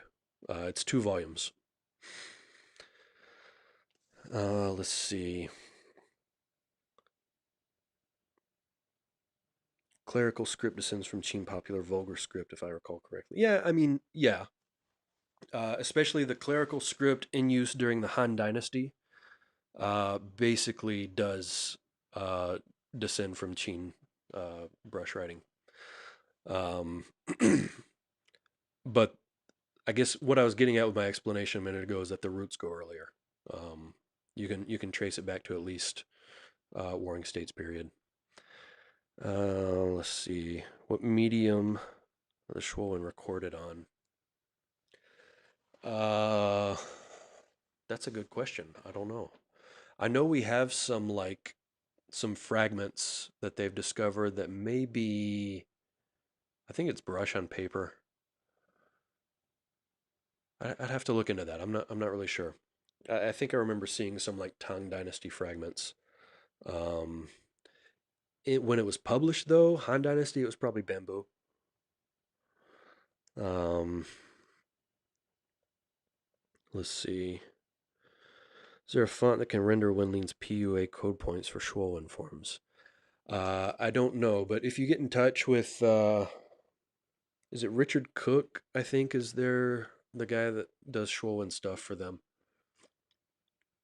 Or if you get in touch with Wenling, directly, they'll be able to tell you. So, my family has a giant scroll painting with a bunch of ancient Chinese script. I have no idea what period or style it is that none of us can read. Okay. Yeah, post it to the group.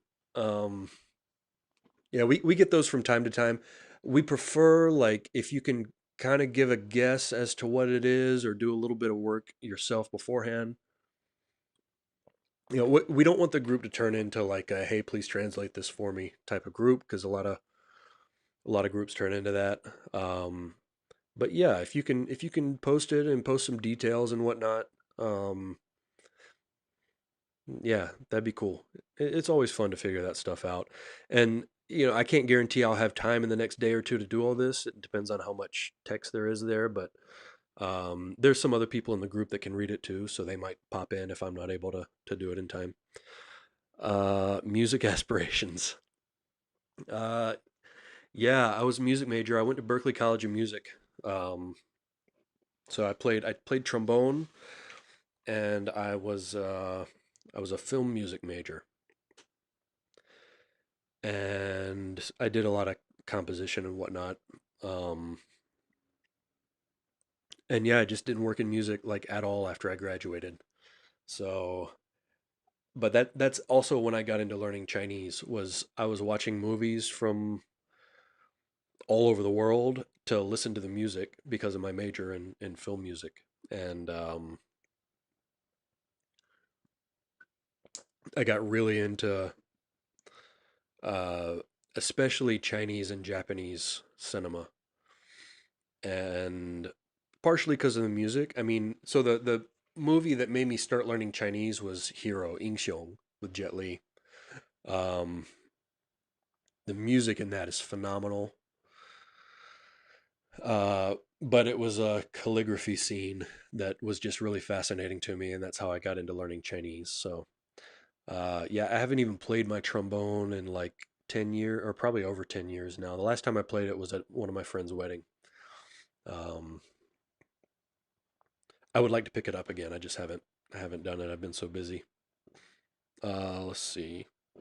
Excuse me. Radicals joining the group. Let's see. Digital versions of the Xiǎozhuàn.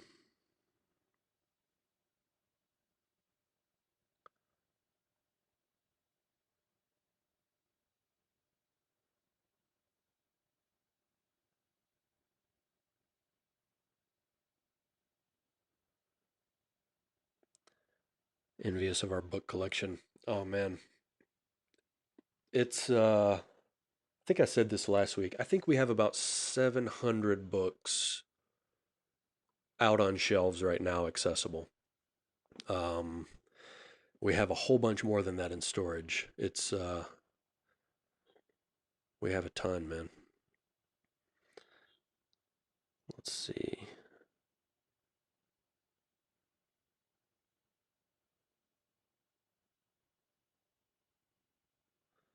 Extra tripod behind me for men. Yeah.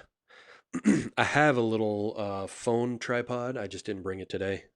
I thought it was in one of the bags that I brought, but I must have taken it out a few weeks ago. So I'll try to remember to bring that next time. Um, Big book scans are very nice. Yeah, they did a really nice job. That's, you know, unfortunately in paleography, a lot of books, there's just not much attention paid to like presentation. So we have one, I won't say which one because I don't want to drag anybody under the bus, but there's one Winzibian in particular that we have that is basically unusable because the character form, like, you can make out, it's usable for research. You can make out what form is being talked about, but they're so unbelievably pixelated. It's just a mess. So you can't use it for like showing people anything because unless you can already read the script in question, it's, yeah, it's useless. So unfortunately, that's there's sort of a it's good enough sort of attitude with a lot of these book publishers. Um, are those small characters a gloss to modern characters? If you can tell me what you were talking about when you said that, I imagine you're probably talking about this this book. Um, if so, that's commentary. So the large characters are the original explanations from the Xuan, and the smaller ones are that author's commentary. Um, how can books be so cheap? Yeah, man. Living in Taiwan was like book heaven. I mean, like this book, I think cost us $40. This 秦文字字形表. I think it cost us about $40, and that's with shipping to Japan, if I remember right, or maybe it was 40 plus shipping, which is actually, it's not super cheap for a book in this field. A lot of this stuff is super cheap, man. Like this little version of the Shuowen. This is ridiculous. This is this one that I was showing earlier. It says 28. Now I don't know this one. I'm not sure if it's RMB. Yeah, it's got to be RMB because it's got traditional characters on the back, but that's just because of the type of book it is. Yeah, it's 28 RMB, so that's got to be just a few dollars, right? Um, and that's par for the course. Whether it's published in Taiwan or in China, a lot of the books in this field are pretty cheap. Some of the big reference books are more expensive, or like the Qiu collection that I showed last week. This like a 6 volume, his complete works or complete journal articles anyway. Um, that was like $300, which is a lot for this field. And there's a few others that we've paid a few $100s for, but a lot of them are really cheap. So glad you're doing this live stream. It's a great way to get an overview of what I need. Yeah, that's kind of the idea. I mean, it's my original thought with doing these live streams was that we mostly do stuff that's more of like interest to general Chinese learners. Like I did one on textbooks for intermediate and advanced students, and I did one on what it's like to study Chinese at the MTC. But it seems like we get more engagement when we do these really geeky ones. So, which is fine with me. I mean, I enjoy doing these. We'll still do some of the general ones, but um yeah, it seemed a lot of people showed up for last week's one on paleography, and we've got a good number of people here this week too. So yeah, these are fun. Kicks off in about an hour. Rather come back to a thorough recording than be present for a rush stream. Yeah, this is a short one anyway compared to what I've been doing, so there's not quite as much to cover. Um, let's see, hard versus soft.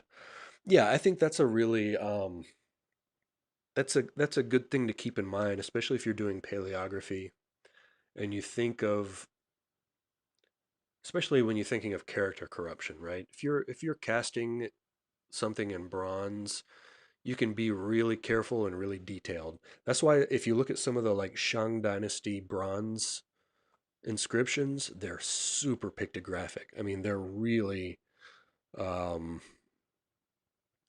ornate sometimes. Whereas if you compare that to, and this is a hard medium too because it's carving, but it's oracle bone. So you're carving something with a knife onto bone. It's hard to be so detailed, right? Compared to like carving into stone, for example, where you can kind of take your time and grind away, or casting in bronze. And then with brush writing, there's the softness and flexibility of the tip of the brush. Um, and that actually causes a lot of character corruption because it's harder to be really precise with a soft implement like that. So Du Zhonggao, my professor who wrote this book on corruption, he was a calligrapher before he was a paleographer. And but he was into like the ancient character forms, and he started noticing um, that the mechanics of the writing utensil could lead to errors over time, like transmission errors. So, like if I intend to write a line that goes like this, but I kind of do it, I kind of halfway do it, or I can give a specific example actually. So this character, ooh,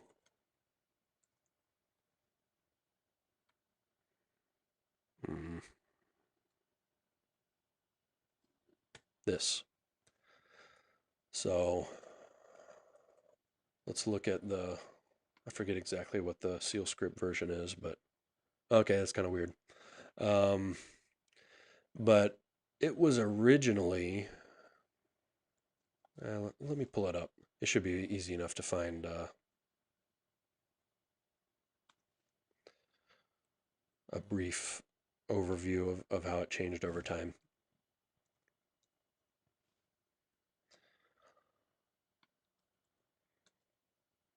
All right, let's take a look. Oh, it's loading. There you go. So this is the original form. This is Jaguan form, or Oracle Bone script. And it was some sort of implement or talisman or something used by shaman at the time. But then you see here, you've gone from, and this is Homa Mongshu. So this is like late spring and autumn or early Warring States period. This like this sort of H-shaped thing here in the middle had corrupted to like an M almost. Um, and same here. And you see like here it's almost like a wavy line. Here it's really just kind of a wavy line. And I think a lot of that has to do um, with the flexibility of the brush tip. Because if I do like a zigzag line, but I'm sloppy about it, it's going to look like a wavy line. And if somebody looks at that later on and goes, "Oh, it's supposed to be a wavy line," and they intentionally write it as a wavy line, and then that gets propagated, um, that's one of the ways that corruption occurs. So, yeah, it was Du Zhonggao, his background in calligraphy that kind of gave him that insight to how the writing implement can lead to corruption. So. Would be more static since they're more deliberate. Less reason for random mutation, but I guess their ceremonial nature meant more intentional embellishment. Yeah, more intentional embellishment, but um, also if you're more accustomed to writing with a brush, which is your everyday, script, that may influence how you interpret, the way that hard medium characters are supposed to be written. So um, there's some of that too. Random mutation isn't the right word for handwriting mutation, as it's often governed by rules like ease of writing. Yeah. So actually, Du Zhonggao, his book has like seven, if I remember right, seven different processes. Well, I think it's six processes, and then the seventh one is called like other. So, um, but one is like the first one he talks about is disintegration, where like something that was one unit kind of comes apart and becomes two or more. And then there's fusion, and then there's a few others. There's things where like something like a stroke is supposed to stop here, but eventually people start writing it so that it goes through, and then that becomes like a whole new thing. So there's several different processes that he outlines, and he gives several examples of each one happening. Um, so let's see. Oh, what angle is covered by Reddit? I'm curious. Where did I study paleography? I studied it at Taiwan Shifan Daxue, so Shida in Taipei. Good book to study Chinese characters further for someone who has just finished your course. Depends on what I mean, do you mean like learning characters or to learn more about characters? Um, if you can let me know that, I'll try to answer that better. Great movie. Yeah, it is. It's a really I really love that movie. The use of color, um, and the different perspectives. It's actually inspired in some ways by a Kurosawa movie. I forget which one, but where you have like the same story told from several different perspectives. This one is like the same story told multiple times in varying levels of truth. It's really interesting. Trombone player, there it seems like a lot of people go from music to language. I've noticed this. I've met several people in like the language learning space that are also former Berkeley students like me. So, um, yeah, it seems to be a pretty common thing. I think the music training, if you're able to take that and apply it, like ear training especially, we did a lot of ear training classes in college.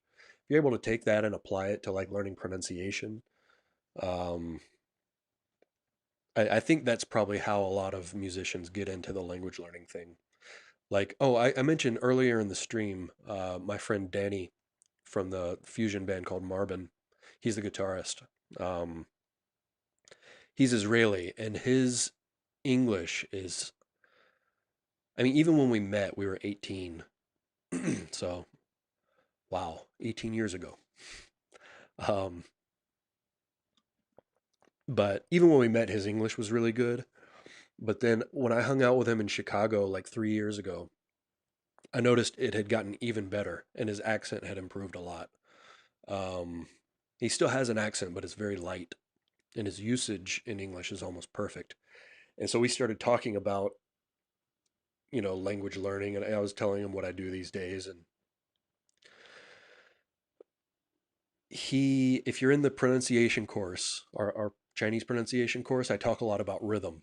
And what was really interesting was I was telling him these ideas that I had about rhythm and how I had gotten the idea from how we approach stuff in our ear training and sight reading courses.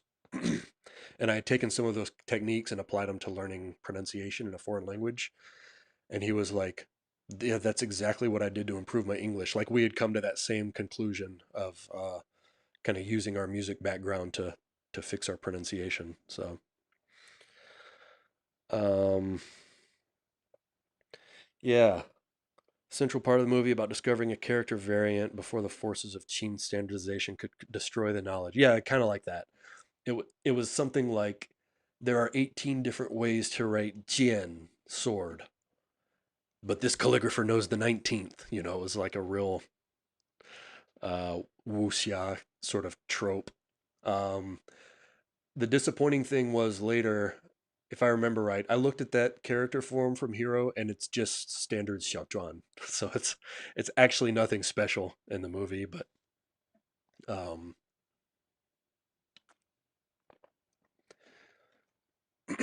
yeah, it's just normal seal script. But yeah, that is a plot point, and it was actually that scene that made me want to start learning, because he's like doing the scroll on the ground with this giant brush, and I just thought it looked really cool. And so yeah, that was the scene that made me start learning. Um, let's see. Small characters. I was talking about one of the small books you showed that you hadn't spent much time with. Let me take a look.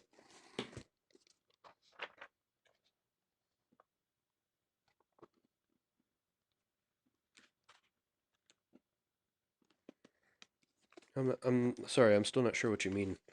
Let me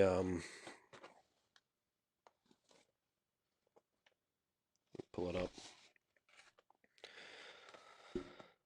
So this is one of them, the 540 Busho one. So there's in bold there's the Shuowen explanation, and then in like regular type is the author's explanation or uh, analysis of the Busho.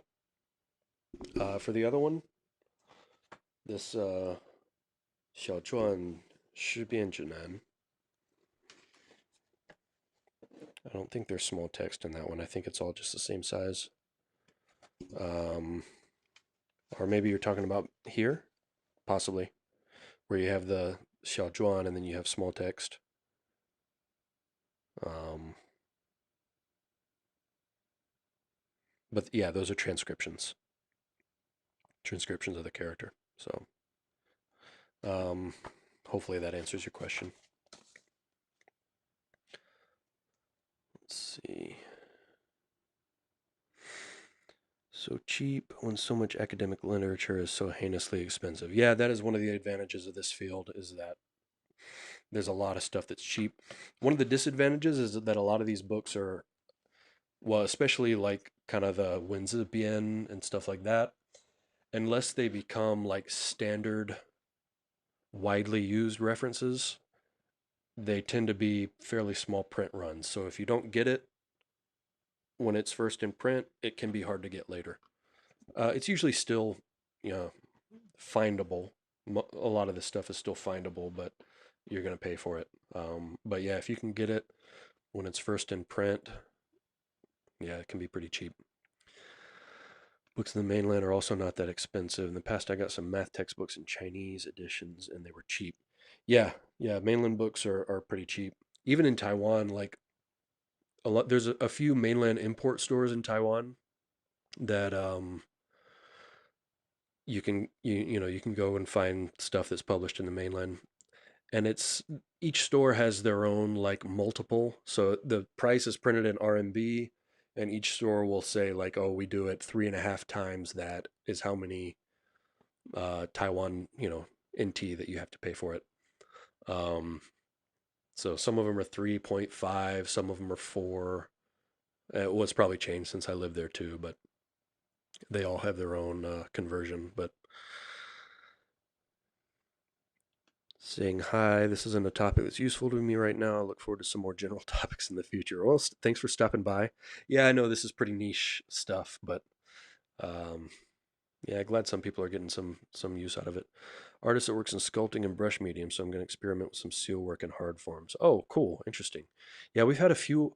We had an artist take our character course last year. Actually, she's not learning Chinese or anything.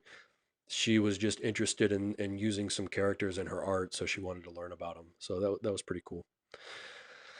Bell tolls.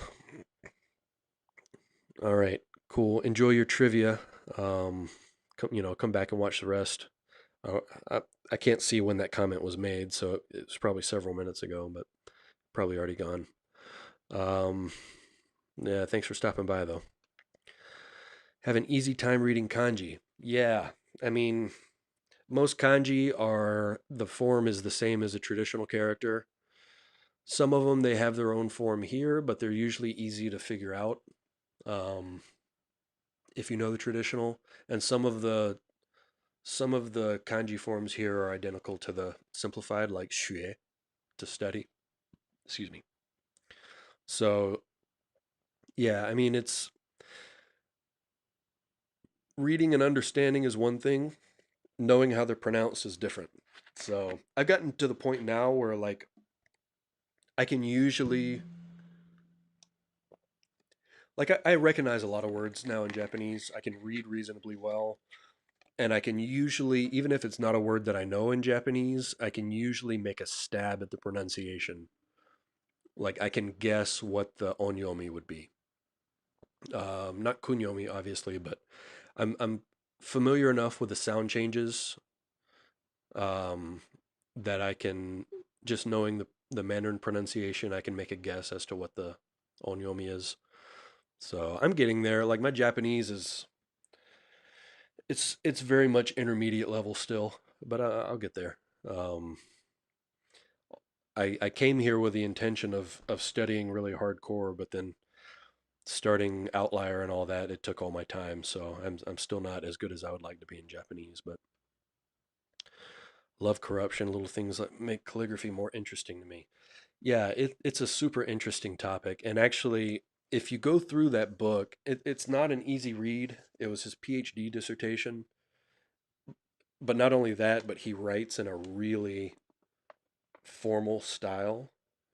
It's a very classically influenced style, so it's kind of hard going sometimes. But if you go through it and really go through all the examples that he gives, it's an eye opener. Like you can look at a character, you can look at an ancient form of a character and the modern form, and a lot of times you kind of go, "Oh, I know how that happened." Like I know how the corruption happened because you have the you have a feel or like an eye for the processes by which things happen.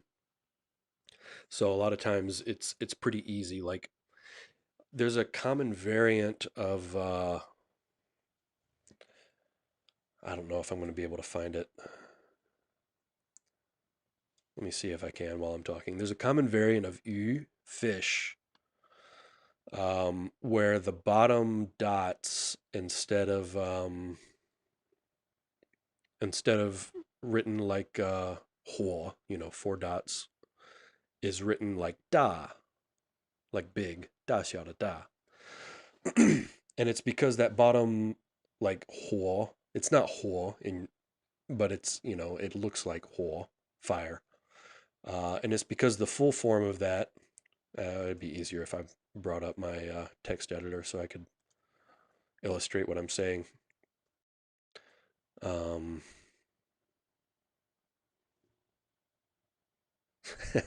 that's me looking for yu. Um, so yu. So that bottom like huo, those four dots is not actually fire, but it looks like fire. So that was actually originally just the tail of the fish, but it looks like fire. And since this is the full form, there's like there's a variant of yu where the bottom is written like this instead of like four dots. And so you start seeing things like that and you go, oh, okay, yeah, that's lian xi zhi. Um, that's one of the corruption types that he talks about in that book. So yeah, you develop obviously to prove that that's what happened, you still have to go through the steps of like finding all the different character forms and whatnot. Um, but it gives you good intuition for it, so it's really useful. You're a calligrapher, yeah, yeah. So you would like that Zhuan Shu Da Zidian book that I brought. Um, Luo Shengmen. No, I don't know that one actually. Um, the one I was talking about is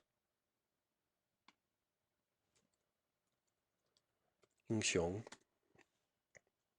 Hero with Jet Li, and it's like oh, you're talking about La Shoman. Yeah, yeah, yeah, yeah. That's the one. Yeah, the Kurosawa movie. Yeah.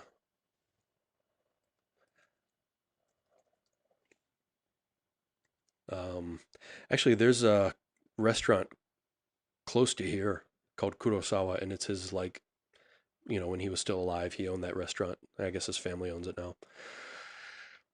Is there a website we can use like your xiǎozhuàn, 字形演变, where we can just input a character and see all those different forms? Yeah, well, 小学堂, um, that's publicly available. Um, that's probably the one I would.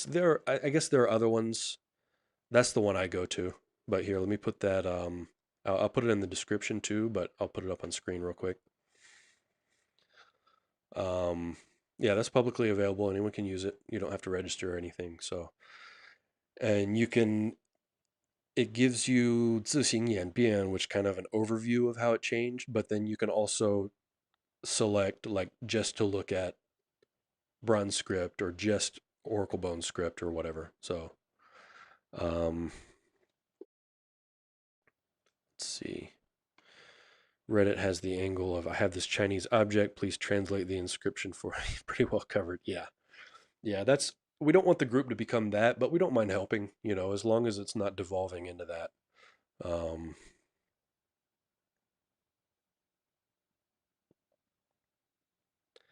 let's see.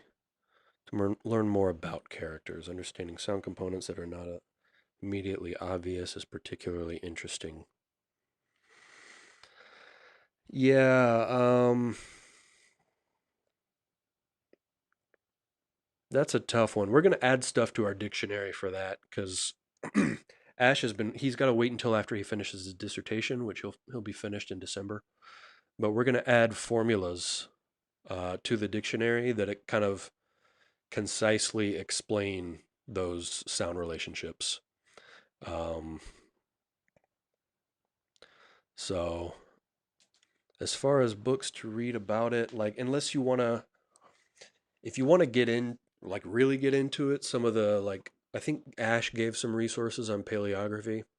I mean, paleography, phonology. When he was doing he did like 4 videos on Old and Middle Chinese phonology. I think he gives some resources there. That would be what you'd have to do to really get into it. Um, yeah, some grounding in Old Chinese phonology, I think, is what you'd need. You could start with no, wrong one. I keep getting these. I have these hotkeys programmed, and I keep pressing the wrong one. Um, let's start with Baxter's 1992 book. Wow, that font is ugly. Um, it's called A Handbook of Old Chinese Phonology. Um, it's pretty approachable. I mean, it's not that hard to to read. It's long. I mean, it's a really thick book, but it's I would say even for a non-specialist, it's pretty approachable. Um, and that will give you a handle on his system of reconstruction. It's changed since then. So there's the Baxter Cigar book that just came out, um, and it's called Old Chinese: A New Reconstruction, I think. So let me separate those. Um, I would recommend starting with this one if you're interested in that stuff because there's just a lot more explanation in this book. Um, and it gives you a base for understanding the new one. But yeah, you'll get a real solid grasp of how he approaches reconstruction and what the what you're looking at when you look at his actual like reconstructions of each character. And then with this one, this was 2014. Um, they actually have a PDF online of all their reconstructions for like something like 3,000 characters. And so if you're curious about um, a sound component, you can go look it up in those PDFs, and you can see the reconstruction of the component and the characters. Now they don't reconstruct all characters. So I mean, there are other reconstructions that are more comprehensive, like zheng zhang shangfang, which is what you'll find if you look on Wiktionary. Like if you look on Wiktionary under the character etymology section, which I don't recommend relying on for character explanations because I've seen a lot of pretty questionable stuff there, but they do list Zhengzhang Shangfang's reconstructions on Wiktionary pretty consistently. So, and he's done reconstructions for something like 10,000 characters. So if there's something you can't find in Baxter and Cigar, um, you should be able to find Zhengzhang's reconstruction of it. And his approach to reconstruction is pretty similar to Baxter. So his um, his book is called Shanggu In Xi. So I think there's two editions. I would recommend getting the newer one because he's updated a lot and fixed some of the typos and stuff. Um, I think we have like 3 copies of that book in the library. We have a tendency to do that. Makes sense if I'm a music geek. Yeah, it's rhythm, video about rhythm and movement and language skills. Yeah, I talk a lot about rhythm in our pronunciation course too. So yeah, I would love the link. Send it to me or post it, here in the chat or in the comments or whatever. So kanji, I believe their Chinese readings mostly come from Middle Chinese. Is there a way to predict from the Mandarin pronunciation how it be pronounced in Japanese? Not super accurately, but like I said, you can make a stab at it. You can guess. Um, like usually, if there's an ng ending in Mandarin, then the vowel you're not going to have an ng ending most of the time in Japanese. Well, you're not going to have an ng ending anytime, but you won't have a nasal ending in Japanese. But what you will have is an elongated vowel. So like chang, like frequent or often, chang chang. In Japanese is jo or sho, right? And it's not jo, it's jo, so it's an elongated vowel. So there's some rules like that. Um, and there's also, I get a little bit probably more advantage than most people as far as that because I'm somewhat familiar with the phonology and and I kind of know when, not always, but I learned some Cantonese and whatnot, so I know when like a palatalized initial, like a G in Mandarin, I know when it's probably going to be like a G or a K in Cantonese, and so that helps me with the Japanese pronunciations too. So, what brought me to Japan? Um, well, I was married at the time, and I was in grad school in Taiwan, and my now ex was international school teacher, and she got a job here in Japan. And I figured, well, at the time, this was before we started Outlier. I figured I could do freelance translation because that's what I was doing while I was in Taiwan. So I figured I could do freelance translation from Japan, and then shortly after that, Ash asked me to join with him in Outlier. So we started Outlier just like a month or two before I moved to Japan. Uh, this time of streaming, yeah, this is the normal time, I think. Ash had to do it at a different time when he was doing his series because he's in the UK right now.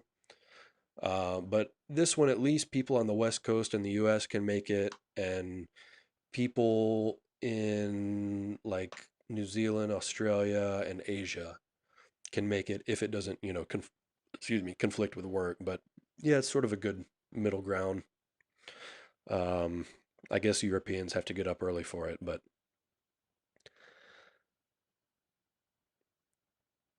did a seal for mermaids are real, and that came up. Exact example. Which are you talking about? Sorry.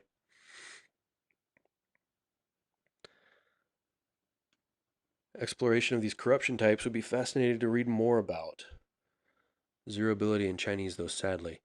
We actually have some blog posts on our website that talk about it. So if you go to our site and then click blogs, and I think the corruption ones we have both for people learning Chinese and for people learning Japanese. So if you're learning Japanese, I'm pretty sure we have it there. And it's basically the difference is, instead of pronunciation in Chinese, we give it in Japanese and we get rid of simplified characters. But we go through, well, Ash wrote the article, but it talks about disintegration. I don't think it talks about fusion. We plan to do more of those, but we never got around to it. So, um, yeah, I think it's a little more technical than a lot of what we do. It kind of really gets down into it, but I think they're pretty well done. They're pretty approachable, so I would recommend checking that out. Also, in our about the corruption thing, if you're in our character course or in our kanji masterclass, which we haven't gotten that far in the kanji course yet, but we will get there. There's a lesson on empty components where we do talk about corruption a little bit too. So I thought I need a special account. Yeah, I don't think so. I don't think I've ever made an account. I don't log in when I use it. I just go there. So Wiktionary has Baxter Cigar too. They do sometimes, yeah, but they're not as consistent about it as they are with Zhengzheng Shangfeng. Um, oh, they don't label it. Okay, that could be. I know Zhengzheng's reconstruction when I see it because that's the other one that I'm more from. Like I'm mostly familiar with Baxter Cigar, but I'm fairly familiar with Zhengzheng also. Um, I mean, I'm not a phonologist, so I'm not familiar with it the way Ash is. And he's familiar with several more besides that. But I know Zhengzheng's when I see it, so that's how I knew it was that. But maybe they don't list it. Spatial awareness and logographic memory. Okay, cool. Yeah. If you could, oh, fish. Oh, I see. I see what you mean. Cool. All right, guys, I've done it again. It's been about 2.5 hours. So, but I guess the last half hour or so was kind of answering questions. Um, Hopefully, I covered the topic in enough detail to. I think it's enough to get people going. If you want to learn how to read seal script, I think there's enough there that you can get pretty comfortable with it. So, um, this character I was looking at has both reconstructions. Okay, cool.